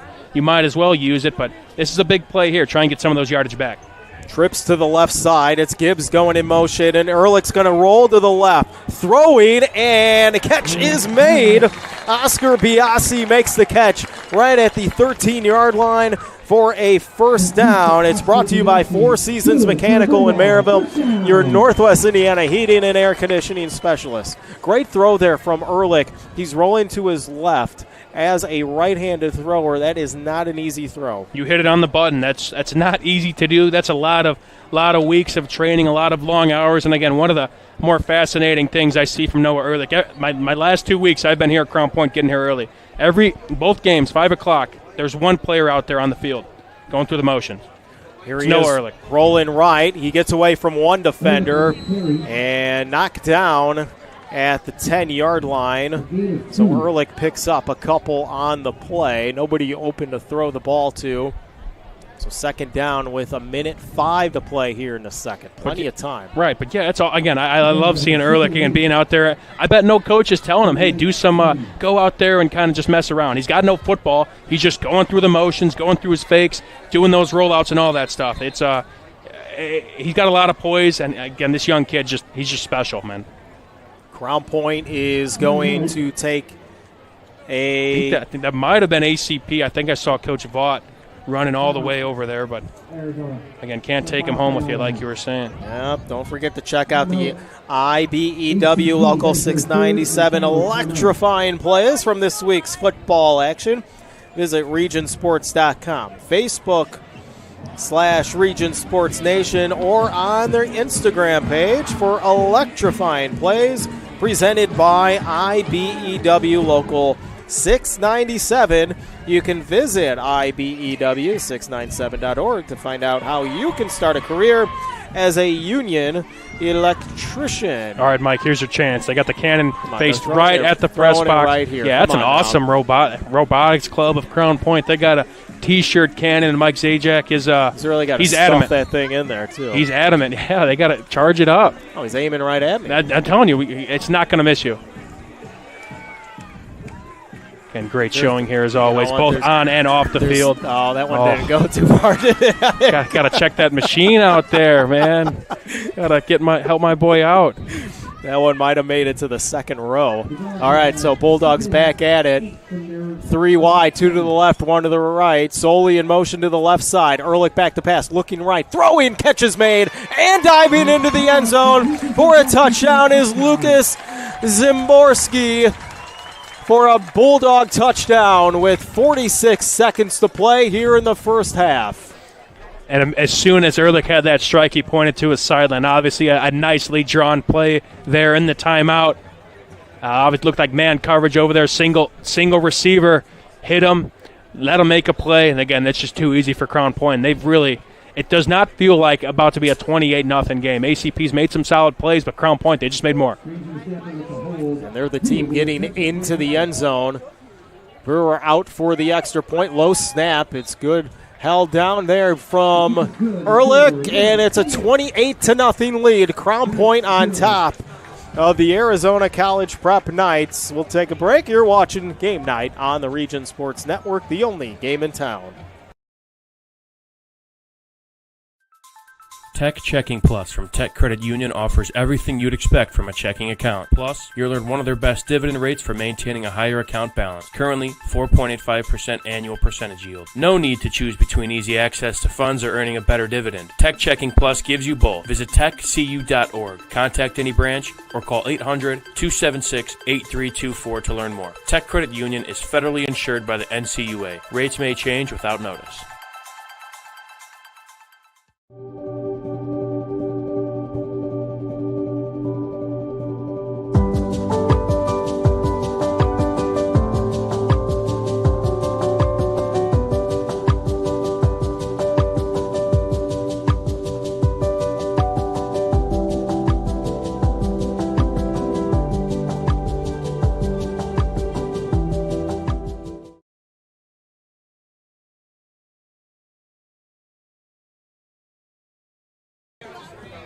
Welcome back to Game Night on the Region Sports Network, along with Sports Director at RSN, Mike DeWan. It's Mike Zajac from Crown Point High School.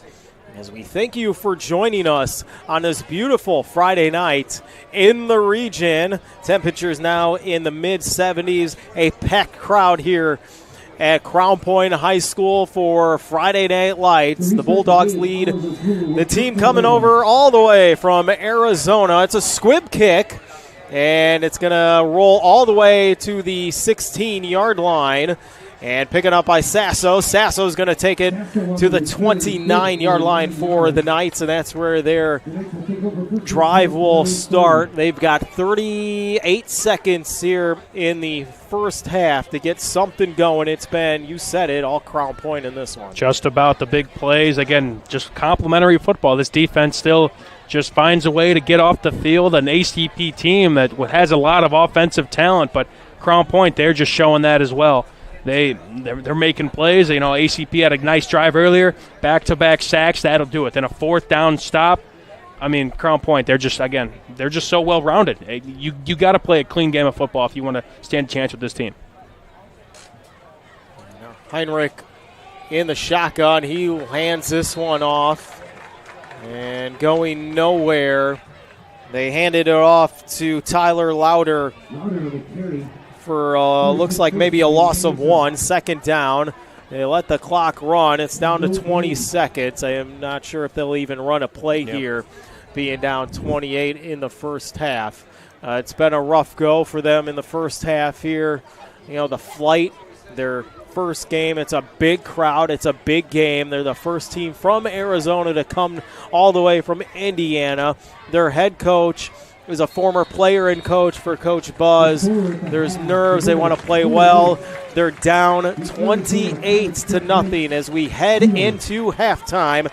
The Hose Connections halftime report is coming up next, but first we're going to get an interview. It's the IHSAA coaches interview will be coming up first. You're watching Game Night on the Region Sports Network, the only game in town. It's time for the Commissioner's Corner, an exclusive weekly conversation about Indiana high school sports with the Commissioner of the IHSAA, Paul Neidig. Now for an up-to-the-minute report about what's happening in the constantly changing world of high school sports, here's Coach Bob Lovell with Commissioner Paul Neidig. Welcome back, everyone, to our weekly conversation with the Commissioner of the IHSAA, Paul Neidig. And Commissioner, last Friday night, opening night for high school football, weather was great, crowds were huge, seemed like all in all a tremendous night. Oh, it was, Coach. I mean, it was the first chapter in the high school football story for this year, and it was. I mean, we received a lot of information back. Our staff was out across the state watching games, and, you know, it's that time-honored tradition that local community does every year when it turns the lights on for the first football game, and people showed up. And as the teams, they say, then they showed out. We're still a few weeks away from knowing who's going to be, you know, really good and who's got a good chance of making it to Lucas Oil Stadium, the home of the Colts. But, again, it was just a phenomenal night. One of those nights where two number ones go down to defeat. Not something that happens very often, but we have to underscore the fact that it is the first week. There's some really good football teams, and coaches still aren't really sure exactly where they are and what they have. And that's why we talk about that concept of making improvement from game 1 to game 2 as being one of the most important weekends of the year. Oh, that's exactly right. You know, I have a brother that's an assistant coach down in southern Indiana at the old alma mater, North Posey, and you know it's and they won their football game, but that staff immediately went to work when that game was over with that night, dissecting film, communicating. Then they got their kids in, looked at them on Saturday, got them all, make sure that all their health checks were done. But then they went right back to work in the coach's office on Sunday, and they're putting together a game plan, finding ways that they can improve. You know, and it was just that effort made, and you know, it's incredible the amount of work, but the passion our adults have in working with our student athletes and trying to give them the best possible opportunity to win a football game and succeed on the field and meet their goals. We're talking with the commissioner of the IHSAA, Paul Neidig, and Paul, something that I paid attention to, and I know you do, but the weather was great, which meant you had big crowds, and the importance of that is hard to underscore, hard to state for people. You're financing an entire athletic program oftentimes off what the revenue from football is. So the better the weather, the more tickets you sell, the more money you make. Those tickets are incredibly important for you to support the student athletes in your community. And we're hopeful that we can have similar weather throughout this football season. Oh, yeah. I mean, we want to, we're chasing a little heat this week to make sure we keep our kids hydrated and following proper protocols. But, it's going to cool down a little bit towards the end of the week. And, yeah, it is so important for people just to show up and go watch a football game and support. And it doesn't have to be football. It can be anything that's going on at the high school that week, whether it be volleyball or boys or girls soccer. And it's just the purity of high school students participating for their school. And you got to get out there and watch them. And it's fun to watch the game, but it's really about providing resources for schools to develop kids that are going to give back to their communities in many ways through the rest of their lives. And it's just so important. And it all starts with going out and watching the game. We also have, obviously, our fall sports in full swing. It's a great time of the year, and it's fantastic to be on these campuses of our schools watching and being a part of what's happening with the fall sports programs. Absolutely, Coach.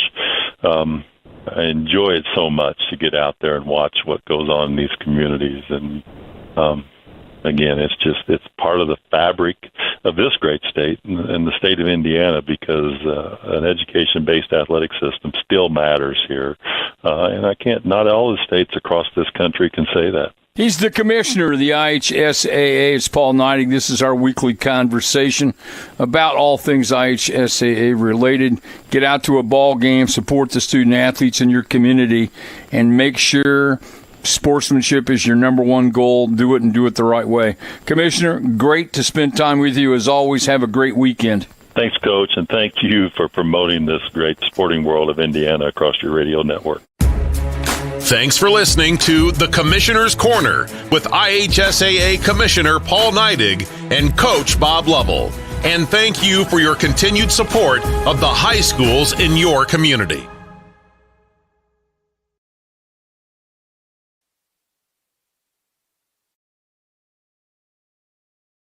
Have you checked out Send to Your Bank's student checking account? This no-fee checking account is perfect for students and teens ages 14 to 24 and comes with all the features you need to succeed, such as a debit card, digital banking, and automatic deposit. Send to Your Bank can help you start establishing good spending habits today for your better tomorrow. For more information, visit sendtoyour.com/student-checking or visit your local branch. If you are under the age of 18, your parent or guardian must also sign on the Send to Your student checking account. At the age of 25, your account will automatically convert to the Send to Your checking account. You must deposit $25 to open this account. This account is not eligible for overdraft advantage. Member FDIC.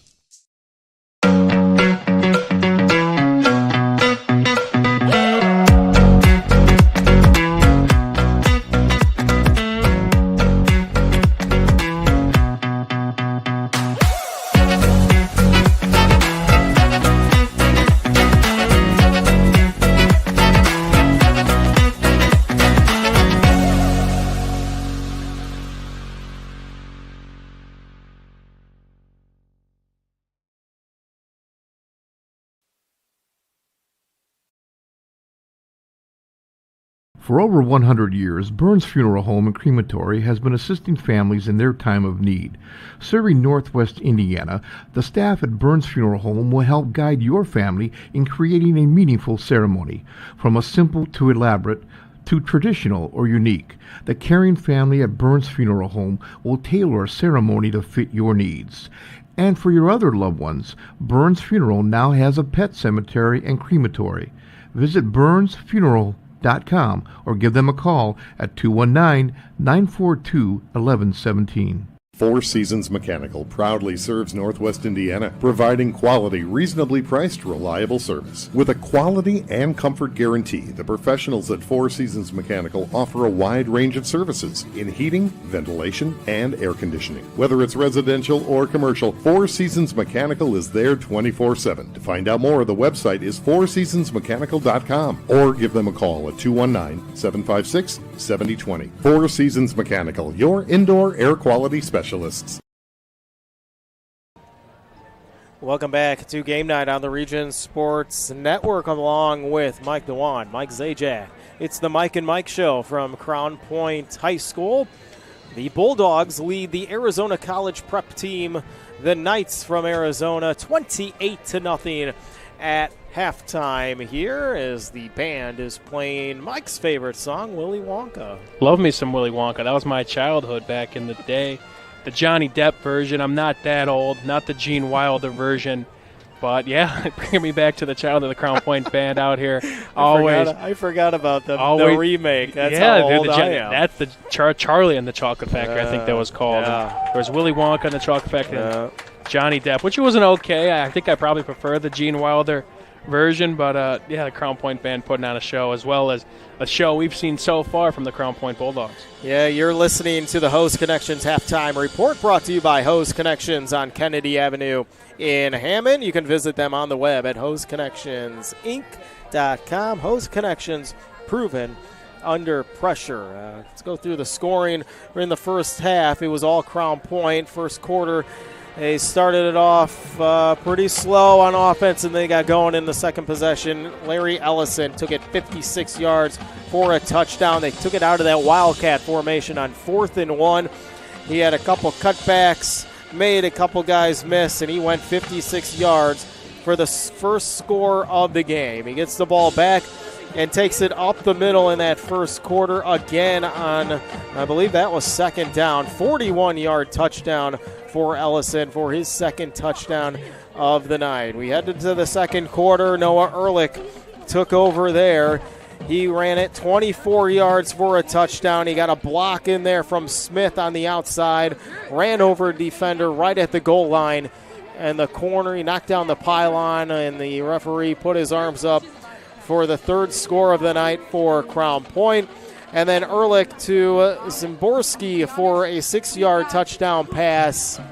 That was with about 30 seconds or so maybe left on the clock in the second quarter, and that is the scoring for tonight, 28-0 Crown Point. All Crown Point in this one. They just find this is a first half team. It seems like they like giving their guys rest in the second half. And truthfully, going into this game, I don't know if I expected this. Arizona College Prep is a great football program, and Crown Point, again, obviously it's nice being at home. Crown Point's pretty good, too. Crown Point, of course, is very good, too. But, again, we mentioned the first game of the season for Arizona College Prep. You got to work out those kinks. And, again, you got to play a game not at your home field, not in the state of Arizona. And not even in the region. Not even in the same time zone. They actually skip over another time zone to get to Central Time, whatever it is. It's I don't know, it's a tough task for Arizona College Prep, to say the absolute least. And again, Crown Point, now a nationally ranked team. We can only say so much about them. It's tough to say things that haven't been on set already by Crown Point and Craig Buzia's squad, but it's been all of them so far. Again, a promising start for Arizona College Prep. Got Crown Point to a couple third downs, even forced them into a 4th and short. And I don't know. I mean, it just Crown Point, they just find ways to impress us every single week. Yeah, you thought after that first drive they didn't move the ball much, and then that second drive he kind of settled in. I think I said it, nerves were in because Coach Buzz was going up against a former player, former coach. So they want to be at their highest level to perform, and both teams do because of that situation. So the second drive, Noah Ehrlich and Larry Ellison took over.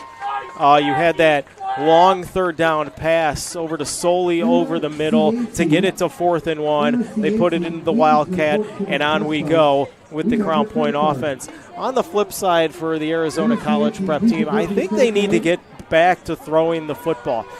They've thrown the ball well over the middle to their wide receiver, Lincoln Chapman, who's gotten open. They missed the open receiver on that 4th down in the second quarter.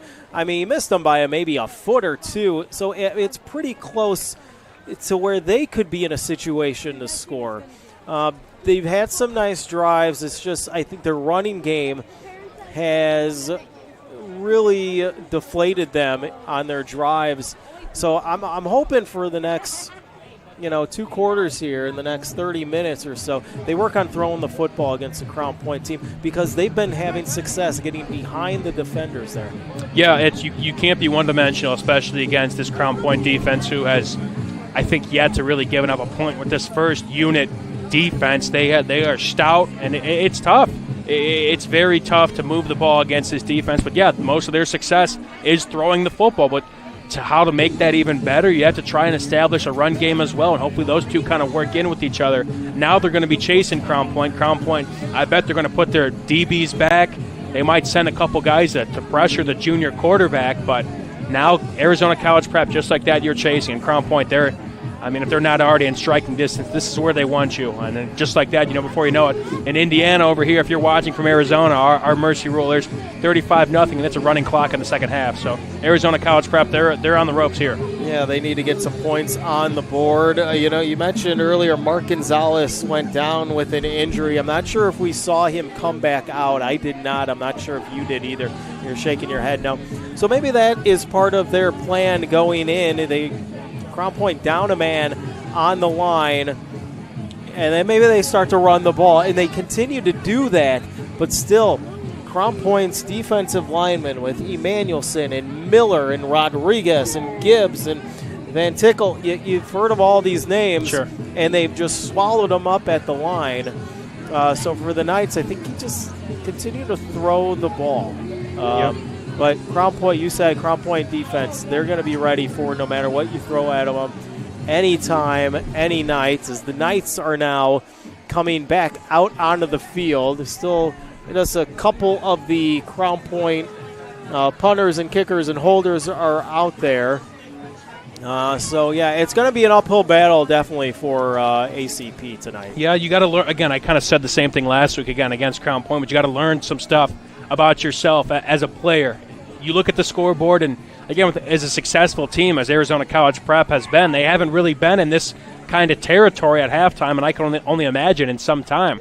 So it's not easy to look at the scoreboard and look at the other sideline and see everyone's having fun over there, but you got to kind of dig deep and play till the final whistle. And, Steve Vaught's learning more about himself, too, as a coach. Again, this is his first game. Although he's been a coordinator at multiple positions, he's been a guy around the block, and he's now officially taken that head coaching role. He's learning a lot more about himself as well as these players. So this is going to be a big half. Maybe if they don't end up winning this game, Arizona College Prep, you got to learn more about yourself as a program and try and build that culture to leading on to next week, and obviously focus more on play within your state. Still got a couple minutes left until kickoff in the second half. We're going to get to the scoreboard update brought to you by Strachan Van Til. Strachan Van Til, shop online for delivery or curbside pickup at strachanvantil.com. Mike, I'll let you take it away with the scores. Let's do it. Starting off with a top 10 matchup and a game you could find right here on the Region Sports Network. The great Michael Bradner, and as he would say, the one and hopefully the only Jay Simmons are on the call over there at Valparaiso. But Andrean and Valpo, right now we got it as 14-0. 59ers going in there. It's a shocker there. I'd say a little bit of a shocker. But again, top 10 teams, both teams looking to get their first win of the season. But Andrean coming out hot. Two teams looking to find their identity. I know Valparaiso, that defense is quite young. A lot of guys that are no longer returning from those quality teams they've had in years past. And Andrean, so far, kind of a shocker over there in Valparaiso. Moving on. Bishop Knoll Warriors, we're still waiting score there against Osceola Gray. Actually play tomorrow, Bishop Knoll and Osceola Gray. So final from Thursday, Bowman Academy Eagles played Calumet Christian. That was a 43-6 victory for the Patriots of Calumet Christian. Moving on, top 10 team, River Forest, a team we may see next week. Spoiler alert, but 14-0 over the Calumet Warriors over there in River Forest. Again, the Ingots up 2 scores, our 10th rated team in our Enigenberg Home Improvement Top 10. Moving on, a fun game over there in Hammond. Chesterton taking on the Morton Governors. Morton looking to bounce back from their Week 1 disappointment against Portage, while Chesterton looking to go 2-0, and right now they're on pace with a 21-9 lead so far. Still waiting a score from East Chicago Central and West Side. Griffith Panthers taking it to the Mustangs, 35-0 in the second quarter. Griffith. How about the Panthers, man? You get a big win last week against Highland. You're blowing out Munster. Are they back? Does Coach Mason have them back? Some would say that second year is ever so important for any coach going into it. Munster in that rebuilding phase, looking for their first first win of the season. First-year head coach Ramos in St. Louis trying to get his guys right. But Griffith, a pleasant surprise there traveling to Munster. Might be trickling into that top 10, Mike. It could be. They're on our bubble. I know a lot of Griffith faithful out there want them. And, hey, their way they're playing, they might just make it. Be on the lookout for that next week. The Battle of the Wolves. Hammond Central taking on TF South. A good one over there in Illinois, 7-12. The Red Wolves of TF South are right now currently leading. Moving on, the Hanover Central Wildcats traveling down south to take on arguably the top program in the state of Indiana, Indianapolis Bishop Chatard, trailing Indianapolis is beating Hanover Central, I should say, our third-ranked Wildcats, 28-7 right now, I believe, in the third quarter. Moving on to top 10 matchup, a very good one over there in Wheeler. KV, number 6 on our list, and Wheeler, number 7. 21-14 Bearcats. A fun NCC GSSC matchup. Two programs that have really just had positive trajectory over the past few seasons. Michigan City looking to bounce back at Ames Field. Our 5th-ranked team taking on the tough Lafayette Jefferson Broncos. 7-3 City over there at Ames Field. Lake Central took a trip up to Michigan to do battle with Grand Rapids Catholic, a tough team up there, but they're hanging in there. Lake Central was kind of a fringe bubble team. We didn't put them in that list quite yet, but they showed us something this week, which they're doing so far. They're only down 10-17 against a Grand Rapids team that's very competitive up there in the state of Michigan. Lake Central could potentially string that one out in a big fourth quarter. Lowell and LaPorte are 7-6 right now. Lowell's up over there in LaPorte. A good game over there. Maryville taking it to the Hobart Brickies. That's also on the Region Sports Network. Our second-ranked Maryville Pirates, 29-0 over the Brickies. It's been a tough start for the Eric Schreiber Jr. era over there at Hobart. But Maryville, they're for real. They're a tough squad nonetheless. Hobart looking to bounce back, maybe if not this week, hopefully next week. Every year it's Maryville, it's Valpo, it's Crown Point. It's just the same team. They continue to pound it. History has a tendency to repeat itself. Looking more top 10 teams, our 8th-ranked Portage Indians playing a tough Northwood Panther team on the road. Portage looking to get their second win of the season, but they'll have an uphill battle, down 16-0 to Northwood at Northwood as well. Moving on, South Central Boone Grove, a good one there. Former GSSC opponents now at South Central has since moved out, but Boone Grove up 13-6, looking to get their first win of the year. They were a top 10 team going into the preseason, looking to make themselves a name and get back in there. Finally, Whiting and Highland. Whiting, a team that had a fantastic showing last week against North Newton, 56-0 to my knowledge. Highland kind of a rebuilding phase, but Whiting, a pretty close game over there at Highland, 13-6. But those are all the scores we have, and you can find all those on our Strack and Van Til hometown scoreboard running throughout the night. Streaming on youtube.com/Region Sports, facebook.com/Region Sports, and regionsports.com. Strack and Van Til, your favorite Indiana-made grocery store. Another score out of the nation's capital, the Cubs, defeating the National 7-6. Woo! Close one.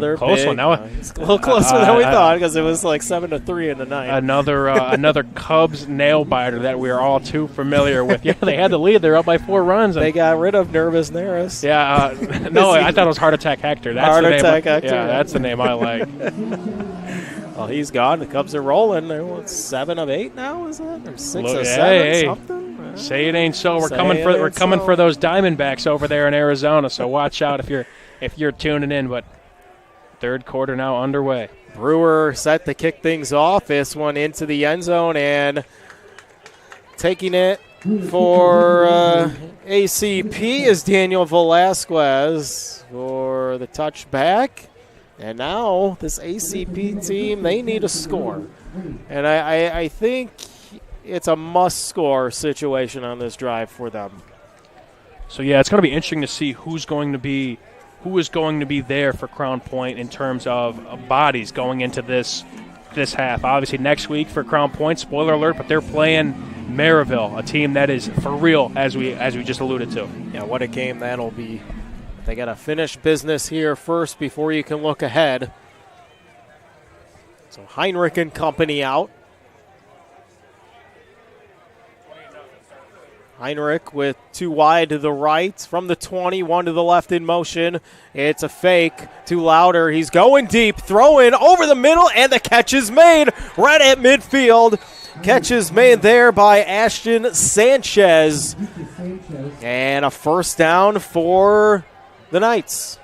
Where was that at all first half? Kind of take the top off the defense. A little bit of play action there. A first down pass that we haven't really seen from the Knights all night, just about. And take the top off. Obviously, a nice throw there, and there we go. There's a little bit of pride, something to be proud about there for the Knights.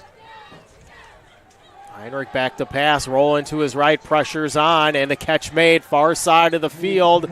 And I believe that is Sanchez again for the first down across the 40 to the 39. What I say, they need to throw the ball a little bit more, and here we go.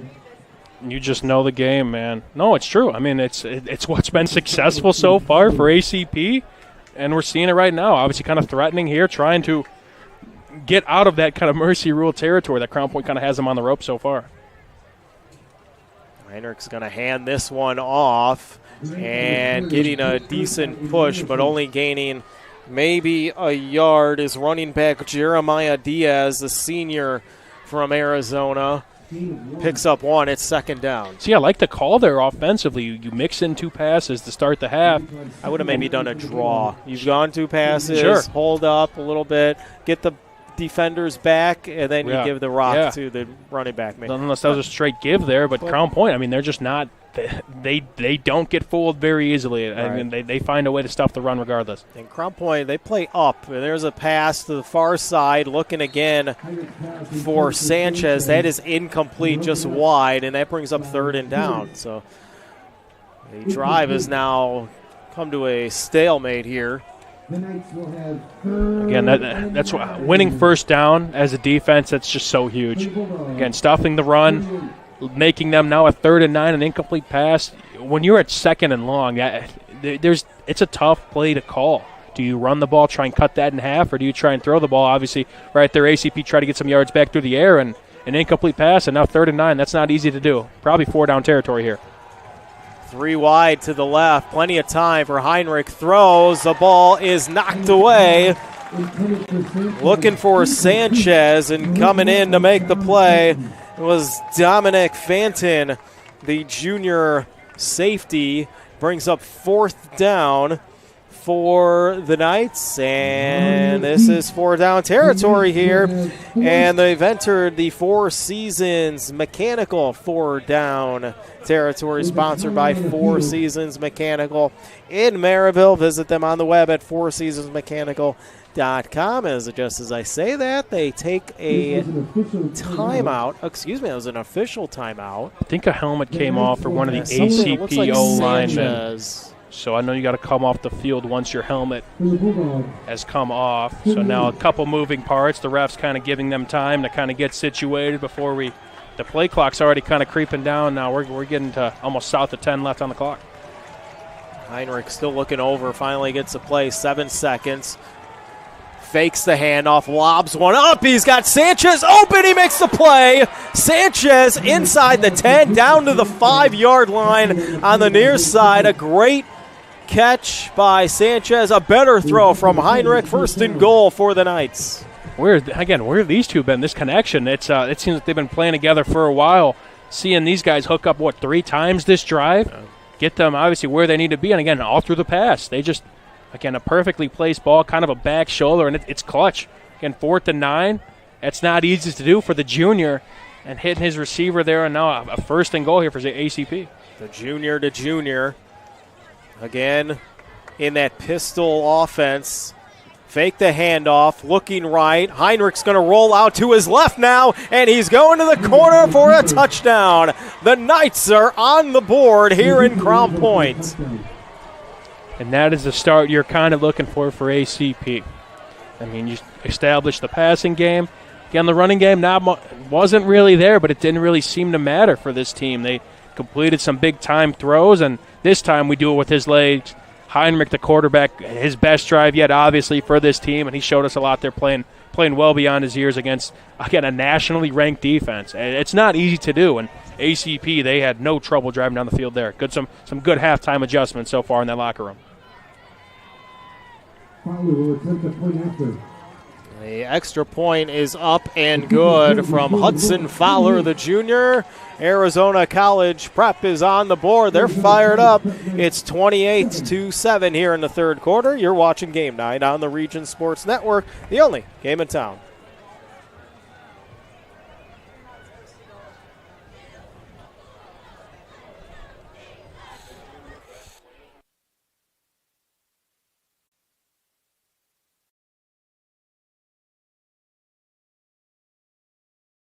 Hands in the business. The Bricklayers Allied Craft Workers for Indiana, Kentucky Apprenticeship. That's right, this is a paid apprenticeship. I'm getting an education while learning a trade and getting paid for it. The thing that surprised me the most about this apprenticeship program is the respect I've received after the proper time and training. Classes start soon, so apply now. There are training centers throughout Indiana and Kentucky. We are the Bricklayers and Allied Craft Workers for Indiana, Kentucky Apprenticeship. The best hands in the business. Flip the switch, a light turns on. Press the button, machines and instruments come to life. Touch the screen, communicate with the world. Simple tasks, guaranteed results, every second of every day. That's the power of power. And that's the power brought to you by the NECA contractors and electrical workers of Local 531.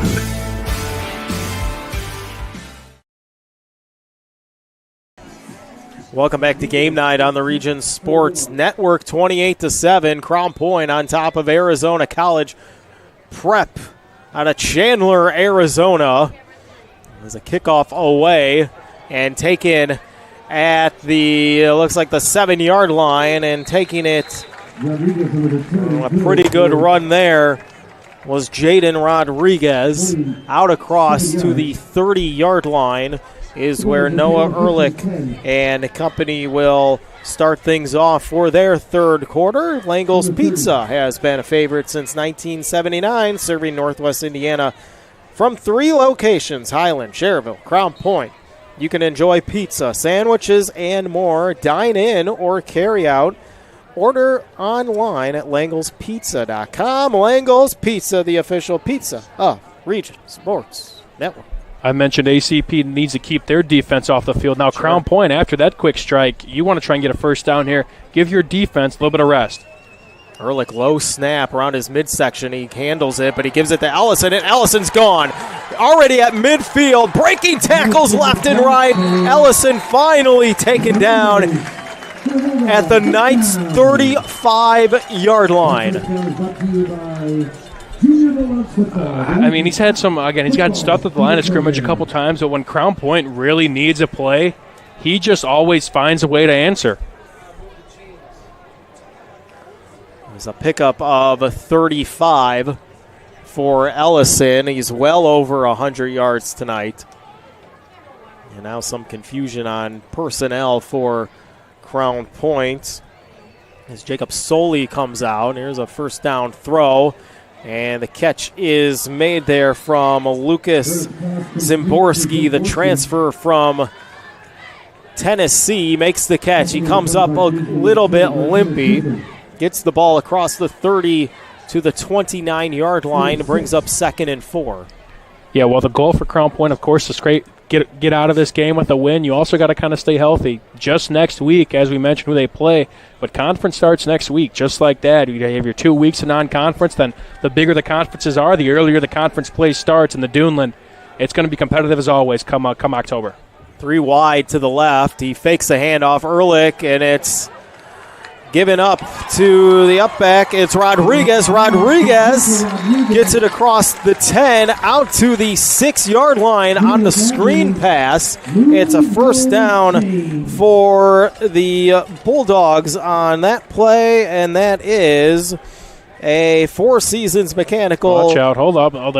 Sorry to cut you off the read, but that was they're trying to go quick. A little bit of a pistol formation there. Didn't want to miss a potential touchdown, but that play was stuffed. Got a flag there. Rodriguez on the carry. We'll see what the flag is. It's a false start. It's coming back for Crown Point. That other first down that they just got is brought to you by Four Seasons Mechanical in Maryville, your Northwest Indiana heating and air conditioning specialist. So it'll be first down Looks like ball was on the 6. Penalties declined. Because that play was pretty stuffed in the backfield. Again, that was kind of a quick kind of drive. I want to say a dive there. I believe that was to Rodriguez, and that was snuffed out quickly. So they're going to decline. I like the call there to decline it. Now it's going from the 6-yard line here, 2nd and goal to go. Ehrlich coming up. Shouting plays out to the left side. He fakes it to Ellison. He's looking for Ellison now. He gives it to Rodriguez. Rodriguez cuts back, and he's pushed into the end zone for a Crown Point touchdown. Ran the screen play just as they did on the previous 2 plays ago. This one out to the near side of the field. Ehrlich finds Rodriguez as he is in for the 6-yard touchdown. Rodriguez has had quite the quarter. He was kind of filling in a little bit for Ellison. I think after that long run for Ellison, kind of took a little bit of a break. But we saw Rodriguez return a couple kicks so far, and obviously there two big-time catches and gets a touchdown to add to his name. But talk about an answer from Crown Point. That was quick. We talked about, hey, just get a first down. How about a touchdown? Quick touchdown. Their defense may not be that rested, Al. That was a quick drive. I want to say that was a minute and a half. They wasted no time striking back and getting those 7 points right back. 35-7 the score, 8:33 to play in the third. You're watching Game Night on the Region Sports Network, the only game in town. Credit Union One, the official banking partner of Notre Dame Athletics, wants to reward you for everyday banking. CU1's high-yield checking offers the opportunity to earn up to 5.25% APY when you make qualifying transactions each month. No monthly fees and no minimum or opening balance required.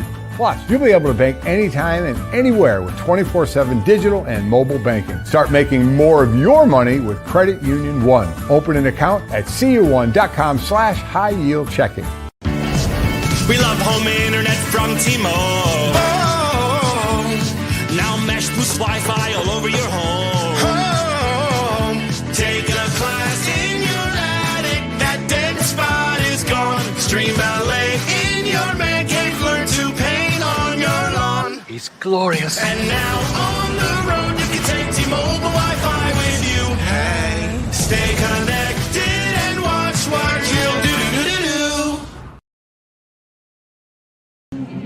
Welcome back to Game Night on the Region Sports Network. Another score.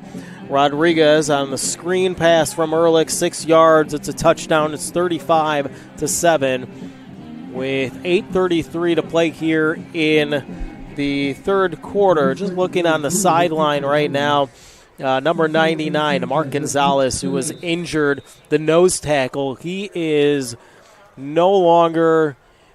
he's in uniform, but doesn't have a helmet on. It doesn't even look like the pads are on as well. He has crutches, and it looks like it's a left leg injury. So we'll see what happens. Looks like it's wrapped up too, the ankle. Yeah, maybe. it's he was able to walk on it, as you saw, but adrenaline is unreal. It's unlike anything you could ever really experience, especially being on the gridiron.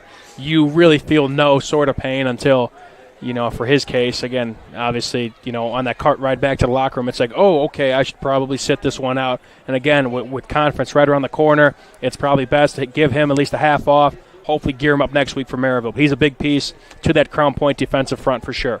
So they send in Amir Plowden, who came in for him earlier. There's a handoff and a nice run here from the running back, Tyler Lauder of Arizona College Prep.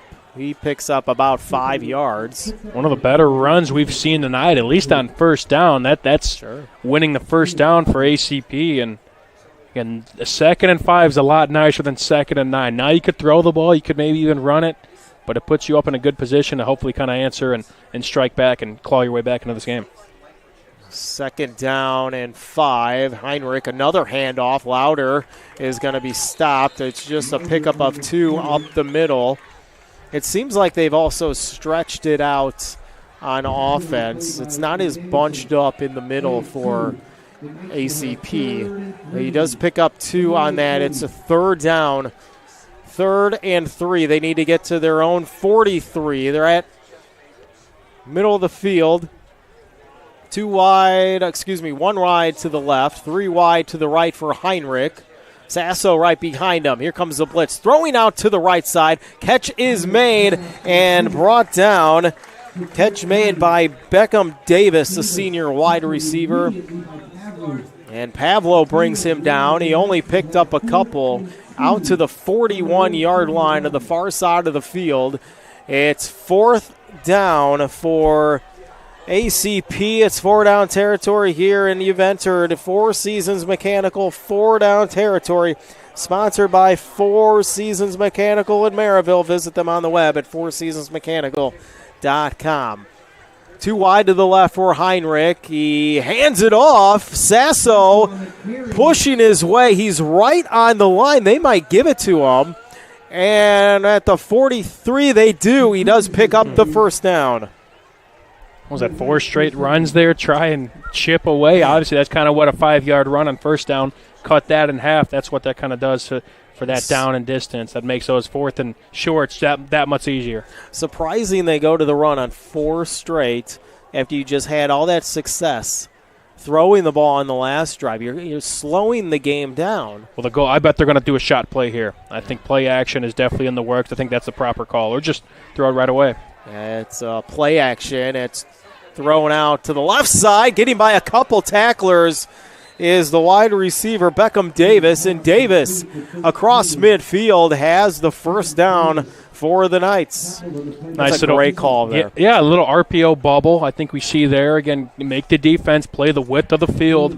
That's such a tough play to defend if you're a cornerback. You want to try and stuff the run, but, again, it's all in the quarterback's read there. If you're playing off that bubble, we're going to throw it. We're going to take the numbers battle, and we're going to get a couple yards there. Obviously, big-time play there. It looks like they ruled them just short, I believe, of the first down to gain, but still a great play on first down. Might have stepped out of bounds. 2 wide to the right. Hands off. Sasso. Sasso trying to get to the outside, but he's got nowhere to go. Coming in to make the tackle was Jake Garcia, the senior corner. That pushes him back to the Knights 49 on the opposite side of the 50. So now it's 3rd down and 4 for ACP. That'll hurt a bit, I'd say. I don't know how I feel about that call. Again, kind of an outside run. I'd like maybe an RPO kind of behind that, maybe a backside slant or an out, but now it kind of puts you in tough territory here. Yeah, that play action worked a couple plays ago. Let's see if they go back to it. Heinrich does do the play action, lobs one over the middle, and the catch is made. Their tight end coming across. That's Austin Spendlum showing some love there, and he picks up the first down. See, it's pretty impressive from ACP. Again, the play action works even better when you have an effective run game, but they haven't been able to really get things going on the ground, but they found ways to still utilize that play action, find some guys open. That 88, he's a nice target to have as a quarterback. That's a big tight end there, and you could throw it up just about wherever, and he'll come down with it. Spendlove in there at 6'3", 200-pound tight end. That'll do it. 10 seconds already on the play clock. They're at the Crown Point 38-yard line. Heinrich back to pass. He's going to roll out from the pressure. Lobs one and almost intercepted. Let's see who came over from that. It was Andy Parent, the senior corner for Crown Point. Heinrich kind of lobbed that one up over to his receiver Sanchez, and Parents just missed that one from an interception. Made a nice play to escape the pressure, and then kind of made an aspirational throw there to try and fit it in between 2 defenders. Tried to put some heat on it, but that almost was a pretty dangerous throw and could have went the other way. 2nd and 10 now for the Knights. It's Davis behind Heinrich, and a man in motion to the right side. Here comes the blitz, and down he goes. Coming in to make the sack is Josh Miller, getting him in for his 2nd sack of the night. And Heinrich goes down. It'll be a 3rd and long for the Knights. Backs them up to the 45. This kid is on fire. I mean, 1.5 game in. I mean, I want to say he's had a couple sacks so far, but he's been a pleasant surprise on that defensive front. Again, a name that me personally I was not too familiar with going into this season, but Josh Miller's having a fantastic start to the season so far. Offensive lineman Nathan Myers having some trouble. This is a throw across over the middle, and making the catch is Chapman. Chapman gets it across the 40 to the 35. So my guess, again, they're going to go for it here on fourth down. It's fourth down territory. And it's Four Seasons mechanical fourth down territory. Your Northwest Indiana heating and air conditioning specialist. They're getting their money's worth tonight. A lot of kind of fourth and mid territory. Like, what do you do here? This is kind of the gray area. And ACP looking to capitalize. Heinrich back to pass. Blitz picked up. Lobs one over the middle and incomplete. He was looking for Kyle Poole. It's another turnover on downs for the Knights. And Crown Point will take over with 4:03 to play here in the third. Again, that was kind of tough there. Almost looked like he kind of had a man, had him by his step. Just tough to read the ball for the receiver there. And, again, a very close play for ACP, but Crown Point, again, we've seen a lot of fourth downs so far in this game, fourth and whatever, fourth and mid, fourth and short, but Crown Point, they seem to just be winning that battle between the two, and they're getting off the field when they need to. ACP, not so much. Yeah, Heinrich's been making – I mean, his throws are there. He's got the right throw, but he's just missing them by, like, maybe a foot or two. It's not much, if any. He's been pretty solid. Again, the junior showing us a lot so far in his junior season against a very solid Crown Point defense, but his day could be a whole lot better if a throw was just on the money. Game of inches around here. Ehrlich and company back out there, and they hand it off. The running back for Crown Point there was, not sure what number that was. I believe that's Tommy Guadagno. Again, he scored last week against Lowell, the senior. Kind of relieving Larry Ellison and a little bit of his duties. He did a lot so far. Guadagno, a senior running back in there at 5'8", 165. He right behind Ehrlich. They show blitz. They roll it out to the right on the play action, wide open, and making the grab is Soley, and Soley's across midfield out to the 40, making the 38-yard line of ACP, and two big plays, and Crown Point's in business again. What a call there. Again, you have a great run on that first set of downs, get obviously very successful with Guadagno, and then a play fake to your left, rolling Ehrlich out right, which always seems to be the way to do it, rolling Ehrlich out anywhere, and he'll make a play. He could have took that himself. He was so wide open, but dumped it off to Soley.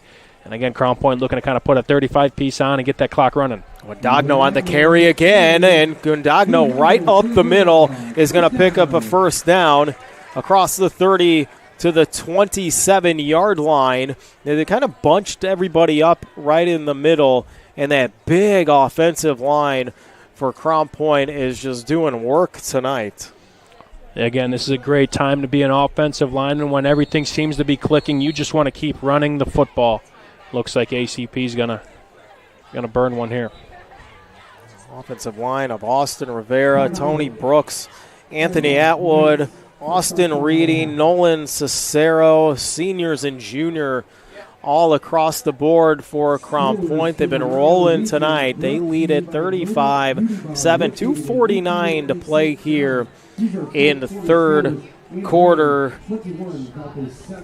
And don't forget to visit regionsports.com, Facebook /Region Sports Nation, Instagram at Region Sports Network, YouTube for this week's Home Improvement Top 10.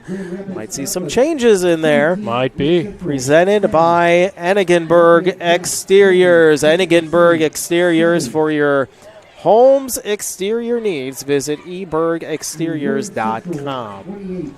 Quite a few, we got some halftime scores when we went over. Andrean leading Valpo 14-0. That was a halftime score, 14-0. So that game being broadcasted on the Region Sports Network as well.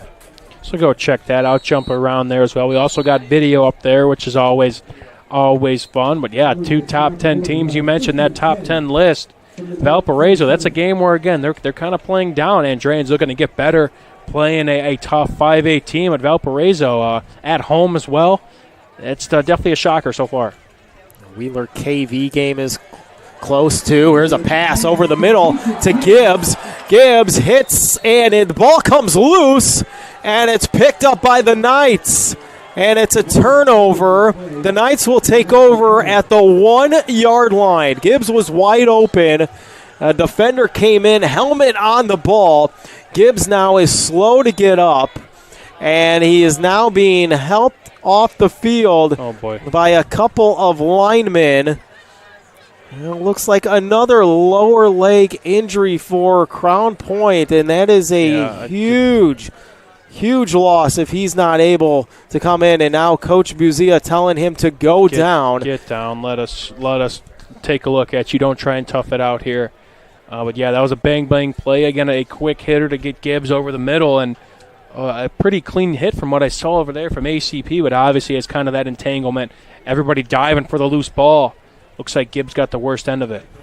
Gibbs down. The trainers are looking at him. You just had Gonzalez, and he's on the sideline looking on as he's on his crutches. Gibbs still down. We'll take a short break. You're watching Game Night on the Region Sports Network, the only game in town. Blythe's Team Sports in Valparaiso is a leader in athletics apparel and equipment sales. With in-house production including screen printing, trophies, embroidery, and more, Blythe's can help you to create the perfect look. For more information, visit them online at teamblythes.com. Blythe's Team Sports in Valparaiso, where the athletes shop. This box is small, like Pet Supplies Plus. This one is large, like a big box store. In each, Stu, has carefully hidden a toy. Question is, which dog will find it first?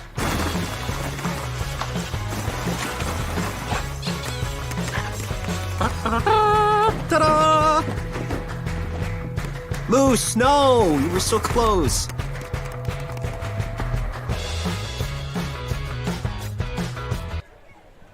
Welcome back to Game Night. The Knights take over at the 1 yard line. They're just going to take a dive forward, and they do get it out to the 4 yard line. The ball was placed at the 2, so it's a pickup of 2. Gibbs able to come off, slow to get up, but did walk off under his own power. He's now being looked at by the trainer on the sideline. He's sitting next to Soley, and I believe it is his left leg, lower leg. And again, I'd imagine his day is probably done. I think that would be advised of this Crown Point staff. Is great play back there on defense. Great play there. Is that Miller again This from the kid outside? Is everywhere.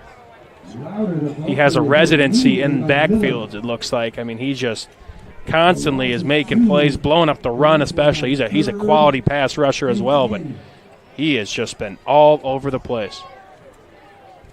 Stay with us after the game. We'll name the Crowell Company's Lantern Man superhero of the game. The Crowell Company is proud to recognize the superheroes on the football field. It might be a candidate with 2 sacks and now a tackle for a loss for Miller.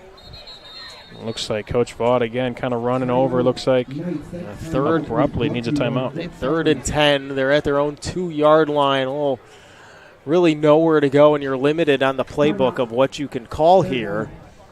So you've got to at least give your punter room if you're not going to get the first down. Yeah, you got to try. I mean, what I like to do here is have a couple receivers. Again, if we're going to try and throw it, we got to make sure we don't give up 2 points here. Again, we're at the shadow of our own end zone. And you need to make sure to protect your quarterback. As Crown Point, they're going to try and probably send some heat, make things tough for this junior quarterback. So if you want to run a pass play, I'd try and get some guys back there, maybe a running back for some pass protection. But I wouldn't be surprised if the run here, get a couple yards, concede, and let the punter do his thing, give him a couple more yards. So we've seen now 2 Crown Point Bulldogs injured and 2 big names, Gonzalez and Gibbs. Both the junior captains of today's game. Yeah, those are 2 players that, I Gonzalez, obviously, I bet he's obviously not playing the rest of this game. And then Gibbs, a 2-way player, he's just as valuable on both sides of the football. That's the big blow. That's 2 players in one, just about. You want to make sure, again, I advise his day is done too. Knights back out onto the field. Heinrich in there, and we got a movement on the right side. It looks like the right guard. Nice 1.5 yard penalty, maybe. Maybe a foot. Give or take. One. Doesn't make things much nicer for your offense or your punter if it comes down to it. Make it 3rd and 11. Defense bunched up for Crown Point. One safety back. And another movement. This time on the left side from Cole Perham, the senior offensive lineman. Now that may move another couple inches. Might have got a foot. I'm not even going to change the down and distance. I'm going to keep it 3rd and 11 because it's not much. They are at the shadow of their own end zone, to say the least. They fake the handoff. Here comes Miller. He gets away, throws it, and this one almost intercepted. And going for it was Dominic Fanton. Had it right in his chest and dropped the ball.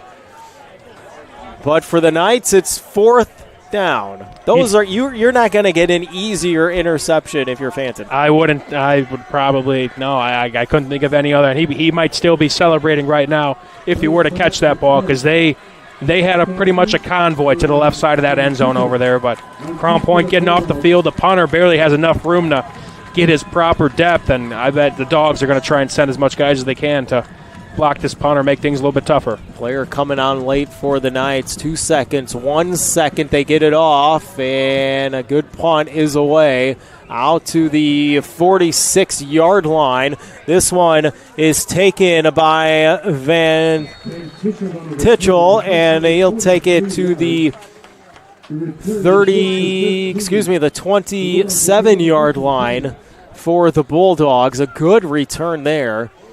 And the punt wasn't too bad. You got to push it a little further. I know it's high school football, but a good possession here for Crown Point.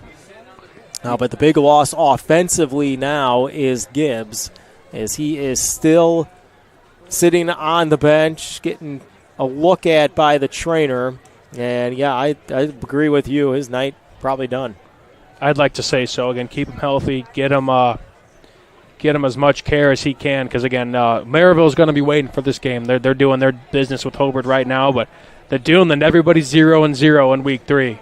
And that Duneland trophy is all that kind of matters for these next 7 weeks from here on out. Ehrlich back out there with the offense. Back to pass, looking right, throwing, and the catch is made. Complete the Soli. It's a first down for the Bulldogs. Soli's been impressive. He's just sure-handed. Again, offers great size, that kind of H-back / tight end role. Could run just about any route you ask him to, and he's been solid as a pass catcher here today. Could be a real put-away drive here for the Bulldogs. Ehrlich throwing, and catch was made and then knocked away. Soli had it, and coming in to make the play, number 16, the DB, Patrick Dugan, the senior for the Knights, makes it second down. Yeah, kind of like a little comeback route there, a little bit going up the seam. Again, a big target in Soli, as I was previously mentioning, but kind of a tight window there, kind of closing in as 2 defenders of ACP. Tough catch to wrangle in. Luckily, that ball wasn't picked. That ball was kind of batted up in the air. Luckily, eluded all of the Knights defenders. 2 wide out to the left for Ehrlich. It's a handoff to Rodriguez right up the middle. Rodriguez falling forward to the 10-yard line. It's a pickup of 5, so that'll bring up 4th down. Let's see, did he send? Excuse me, a 3rd down. And that they might just be walking this off. Yeah, they might with 15 seconds to play here in the 3rd quarter. They will. Yeah, they're not going to run a play here. 7, 6, 5, and 4. That'll do it after 3. It's 35-7. Crown Point on top of Arizona College Prep. We'll be back with the fourth. You're watching Game Night on the Region Sports Network, the only game in town.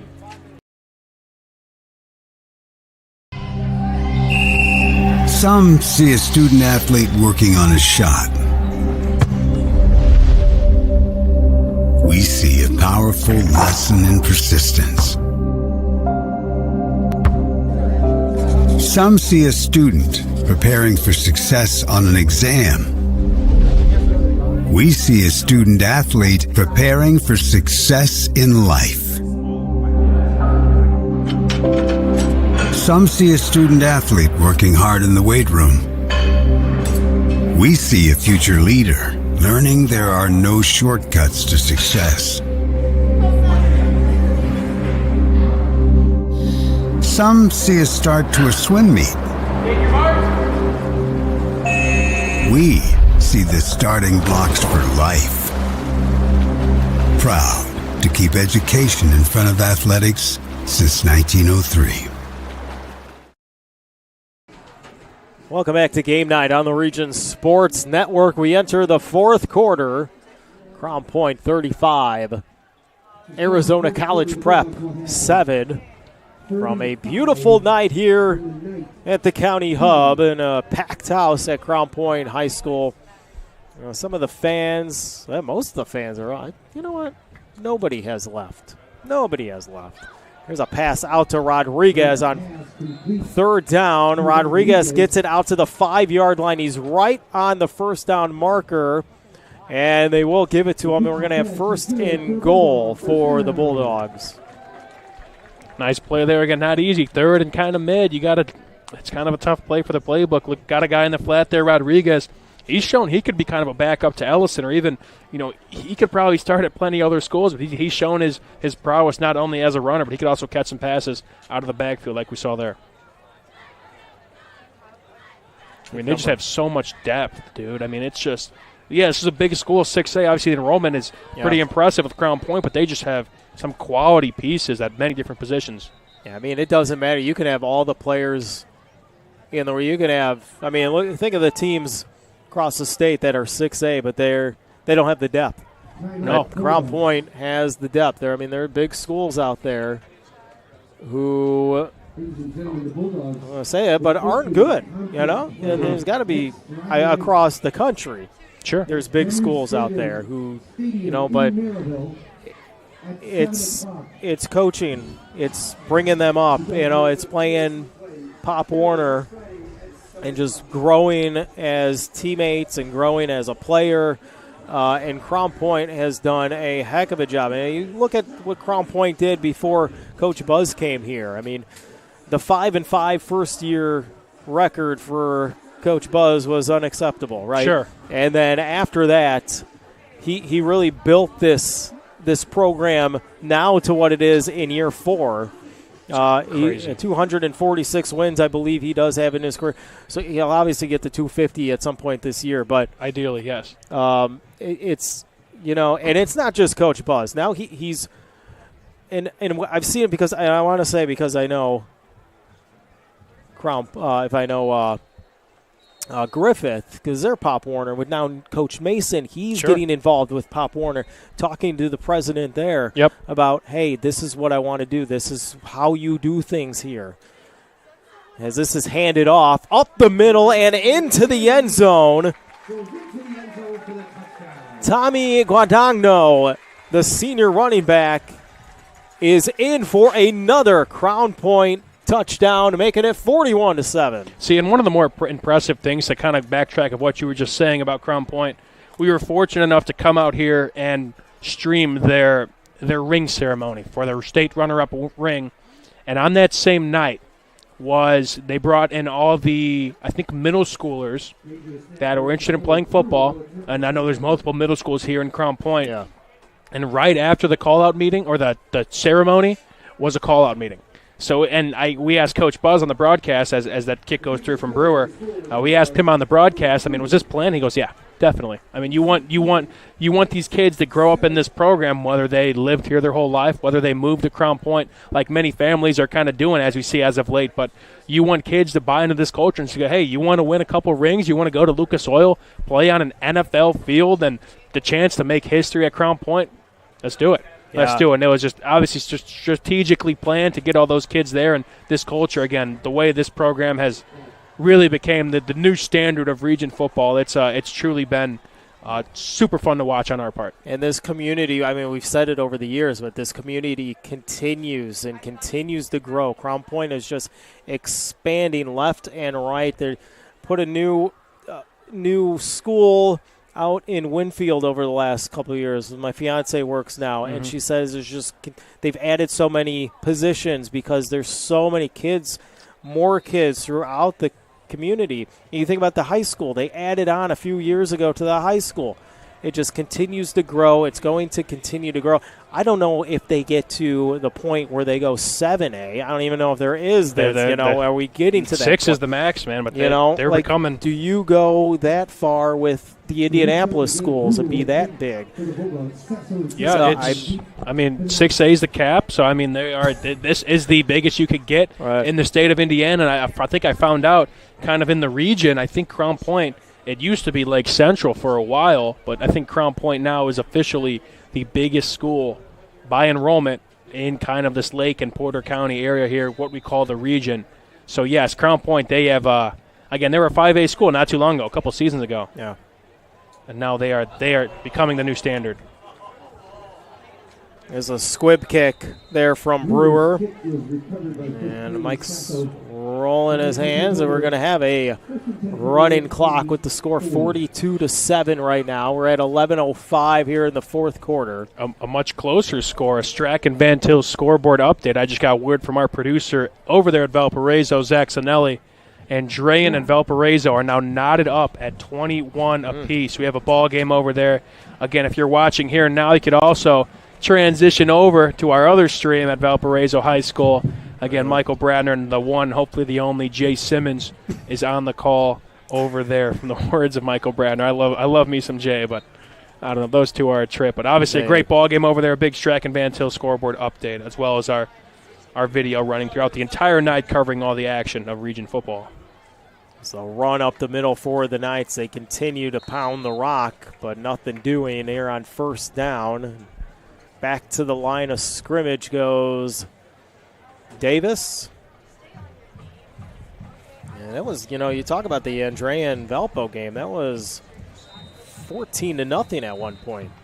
Again, but it kind of becomes, again, a team that is as small as Andrean as it looks like. Kind of time out on the field. But Andrean, of course, they're a two-way school technically. Now, football, if we really want to talk about their numbers, they're probably sitting at kind of a depth of a 3A/4A school. But you're still playing Valparaiso, a 5A school. That's, again, they talk about depth. Although they're a pretty young team, especially defensively, they're going to have some guys that as the game wears on, they're only playing one way, while Andrea, now they have a plethora of two-way guys that as the game gets later and later and as it's become such a meat grinder of a game, you get tired, you get winded, and it's tough to make those plays that you would make in the first quarter. So, I don't know, but Valpo, kudos to them for kind of clawing their way back, but Andrea, and they put up a fight so far. They were down 14-0 at halftime, and they got the home crowd behind them over there at Valpo, so it sure helps. That game was never out of reach for them, and now it's tied 21-21. And a great crew on hand with Bradner and Simmons. There's a play action, a pass thrown out to Stephon Jordan, the senior wide receiver, cannot make the catch. It brings up third down. 9:50 to play after that timeout. Looks like a couple new faces now on that Crown Point defense. One of the names I saw come out who had, again, just a fantastic game, the 6'4" D lineman, Joshua Miller, the senior. He's been a wrecking ball, to say the absolute least, to start his senior season. But, yeah, a lot of new faces now as this game kind of wears on for Crown Point. Yeah, Heinrich still in the shotgun. And thrown out to the left side, making a few moves after the catch. Jordan redeems himself, but after all that shiftiness. He only picks up a couple. Brings up 4th down for the Knights. Let's see what they want to do. It is a punt. They'll throw the punt team back out there. Just under 9 minutes to play and counting. Nobody back for Crown Point, the return. And just looking at the sideline here in Crown Point, as this one's a good one. Lands at the 36, takes an ACP roll out to the 30-yard line. Yeah, looking at the Crown Point sideline here, Gibbs has not moved from that corner bench. No, that's a name to look out for come next week. Again, Maryville, Crown Point next week. We anticipate we're going to have plenty of coverage of that game in some way, shape, or form. That's going to be arguably one of the top games of the year, at least going into it. Again, 1v2 versus in our polls right now. That's going to be a fun one. But, yeah, having a player like Trevor Gibbs, potentially banged up, as well as Mark Gonzalez, those are going to be some storylines heading into the game that we're hoping they get healthy, because we want a good game as most as possible. That's going to be a fun one regardless, but he's a player they need, as well as Gonzalez. Yeah, Maryville was up 29-0 in that game against Hobart. You assume that game is in control for Maryville. It's definitely in control here for Crown Point. And new quarterback in for the Bulldogs is number 14. That's Kyle Brainerd, the senior 5'10", 180-pound QB. And he just gave the ball to, I believe that was John Schroeder, a sophomore running back. Excuse me, it's Luguan Tiawan. Yeah, we ran into this problem last week. So Crown Point's roster is so big that they have multiple guys, double numbers. It's like, that's a broadcaster's nightmare. It's a good problem to have here, Crown Point. But for us, it's like, okay, let me look at the back of the jersey to see whose name that is. Catch made on the far side was Alex Rodriguez. A lot of Rodriguez's. Jaden Rodriguez in there earlier. A-Rod. And this was a gain of 8. This one is faked on 3rd down. He got away from one, did Brainerd. Could not get away from another, but he's losing yards. He lost 1 on the play. Back out to the 40-yard line, so they need 2 more. Let's see if they keep the offense out on the field for Crown Point. We're at 6:15 to play. 42-7 is the score. Some other substitutions coming in. They bring out one of the linemen came out, Zaid Tedros. There is a handoff. And going nowhere and going backwards is Braden Shutt.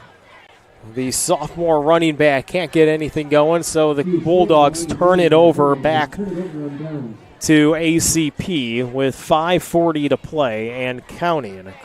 So again, if you're just joining us, we got a continuous clock here at Crown Point High School. It's 42-7, the running clock after 35 points. And some of the fans now are starting to head to the exits.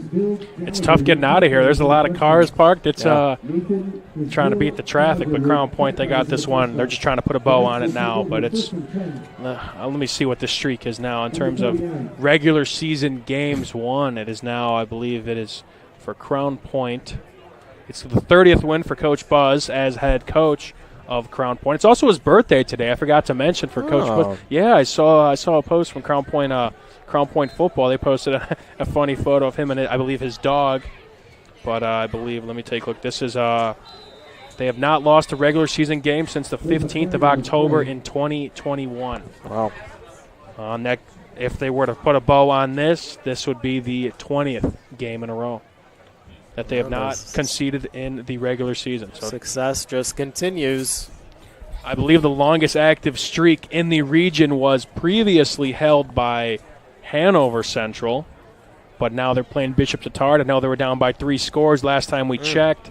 that streak now, longest active streak in the region now might be the Crown Point Bulldogs. Well, we got a timeout here on the field.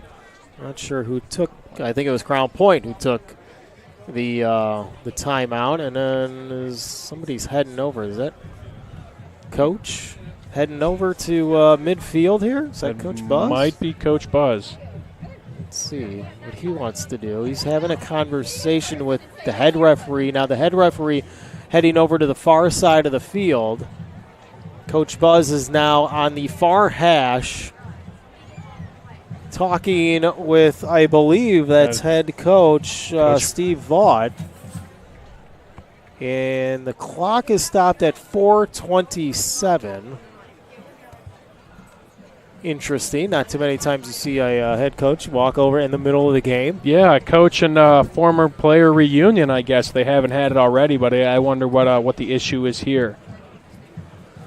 Maybe situating rules. Again, there might be a little bit of a culture shock with Arizona kind of coming up. I mean, I know states kind of do different rules. Who knows if, I don't know. One could only speculate what, and see Coach Buzz.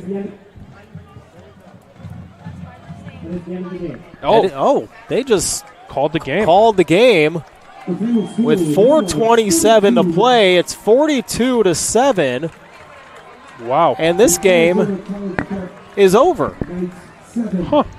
Well, there's something we need to figure out throughout the week and see why or what happened there. I mean, the game was well out of reach for ACP, and you just had a running clock, and I mean 9:20 Central Time. So I mean, I don't think time has to do anything with it. Yeah, again, two coaches that obviously respect each other. I mean, again, Coach Vaught, who once was on Coach Bazia's staff as well as played under him, and you kind of got to take health into consideration with Gonzalez and Gibbs, two players that were kind of injured during, I don't want to call it garbage time. This game was a little bit more competitive when they were still in the game, but it's kind of like Coach Buzz, like, okay, I've seen enough. Have you seen enough, Coach? Let's, if we mutually can agree on this, the score probably is going to end up the same way. Let's get out of here. But I've never seen that before. Right. You bring up a good point on the injuries. ACP, you said they didn't travel with everybody, I guess. Correct.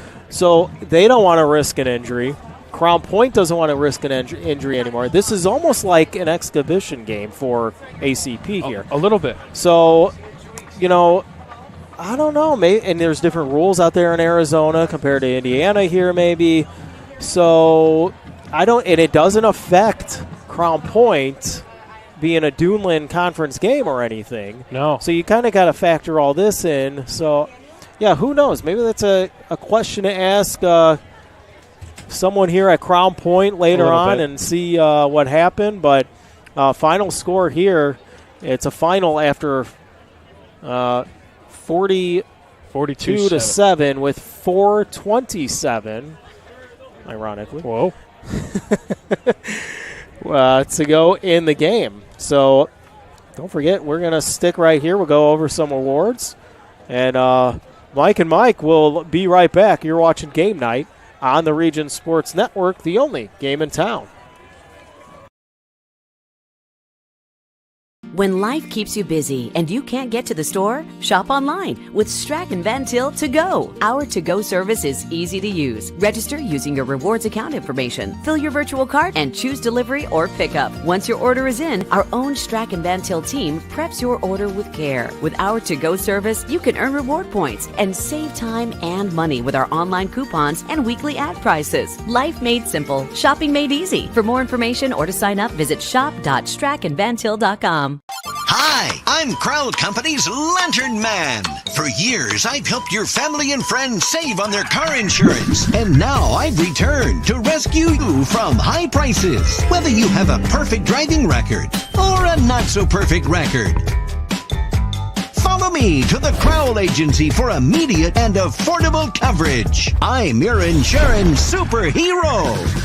Crowd Company's insurance professionals. Highland, Merrillville, and Michigan City.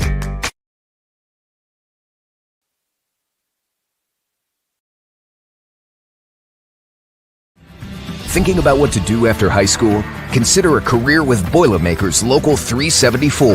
As a Boilermaker apprentice, you'll earn while you learn. We offer excellent wages and benefits, and as part of our no-cost hands-on apprenticeship program, you'll learn from the best in state-of-the-art training centers and on the job. Become a union Boilermaker and get on your way to a great career. Find out more, visit www.local374.org or call 219-845-1000.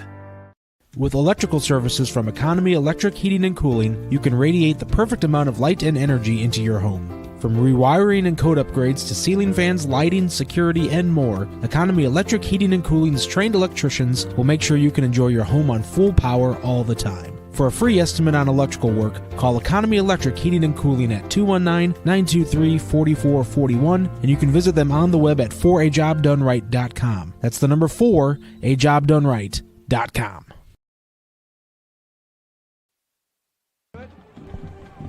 Welcome back to Game Night on the Region Sports Network. Mike DeWan, Mike Zajac here from Crown Point High School. Final score 42-7. The Crown Point Bulldogs defeating Arizona College Prep Knights with 4:27 to play in the fourth quarter. They called the game. It's over. Yeah, that's again, we talked about, we kind of hinted at it, that, I mean, there were a couple injuries to some quality Crown Point players. I don't know who initiated. Again, obviously two coaches that respect each other, that have a history, obviously were well, these are two teams that respect each other. They came in, they had a cookout last night, they played dodgeball, and it's kind of like, okay, we played a solid 3.5 quarters. What's kind of there to gain from this, except other than some unfortunate injuries that could happen that could affect us down the line? So they did their part. I've never seen that before, a game get called with, almost half of the game left to go.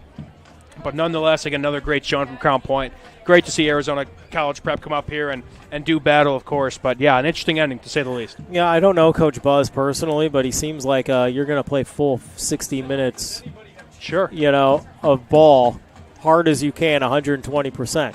Yeah. So that was shocking to me. So we don't know exactly why they decided to end this game. Correct. But interesting to end the game. That's a way to with a handshake. With a handshake, and it was agreeable on both sides. I don't know. I had originally thought maybe Arizona didn't know the rule of the 35, and they had questions about what's going on here with the running clock. Right. But maybe not. I don't know exactly what's going on. So, but they end the game.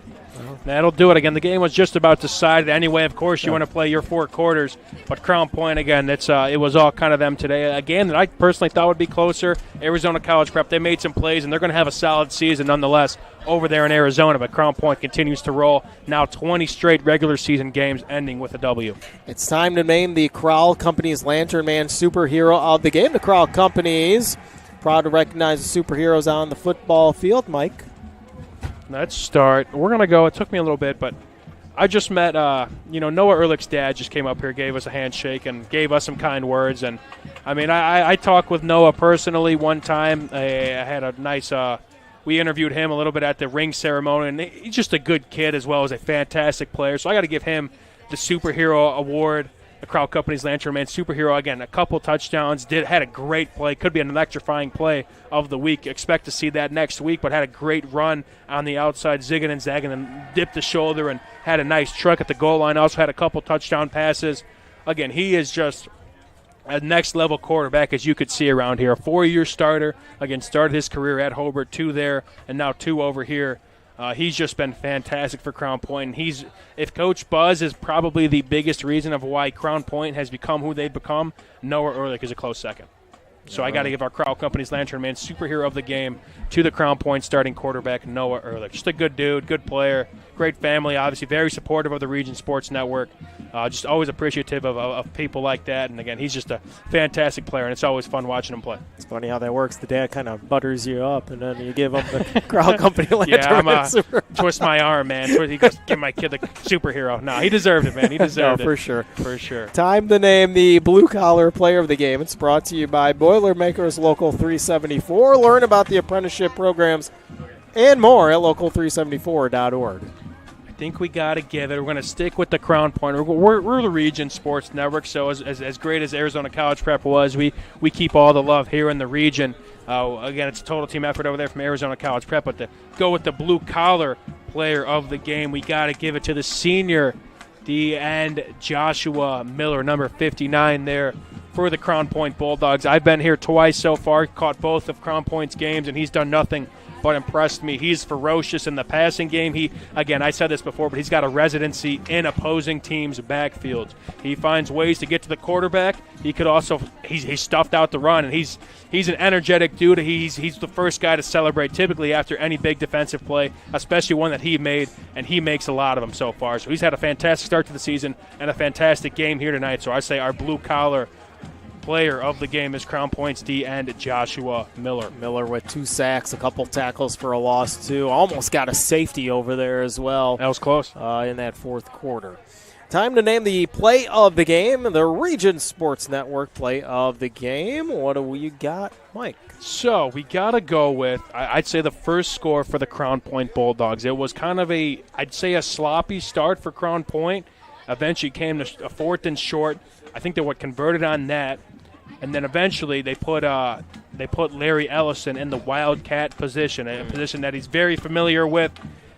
Busted through the hole, made a couple nice moves, busted to the bottom side of the field, the side closest to us, and scampered all the way down for a 56-yard touchdown. Again, he's just a player where, give me the ball, I'm going to make a play. And, yeah, he got stuffed on a couple runs today, which credit to the Arizona College Prep defensive front, but it seems like he just, whenever they needed a big play, he was there to answer, and they needed that especially to get the things rolling in the first quarter. Again, a sloppy first quarter for their standards, but Larry Ellison, his first score of the night, he found the end zone, I believe, twice tonight, which is kind of a slow game for Larry Ellison to his standards, but he had a fantastic game and a fantastic play to see in that first score for Crown Point. So I'll say our play of the game is that Larry Ellison 56-yard touchdown to get Crown Point on the board first from the Wildcat position. Definitely the spark to light the fire for Crown Point in tonight's victory, 42-7 over Arizona College Prep. A couple folks here we want to thank. The athletic director at Arizona College Prep, Jamie McClure. At Crown Point, Bill DeRula. I want to thank the coaches of ACP, Steve Vaught, and, of course, Crown Point's Craig Buzia. A special thanks to all you viewers who are watching on Facebook.com/Region Sports, YouTube.com/Region Sports, and RegionSports.com. And, of course, IHSAATV.org. Our executive producer is Chris Ramirez, operations manager Rich Castillo, coordinating producer Zach Miller, our sports director, our on-site color man, our on-site producer. He did it all. Woo! Mike Dwan. Yeah, what an intro. Thank you, Mike. It's always a pleasure. The Mike and Mike broadcast, I can get used to this. I could get used to this. Mike and Mike in the evening. And we're going to say so long from Crown Point. Once again, the final score, 42-7. The Bulldogs move to 2-0 in a big matchup next week against the Maryville Pirates. I'm Mike Zajac saying so long. You've been watching and listening to Game Night on the Region Sports Network, the only game in town.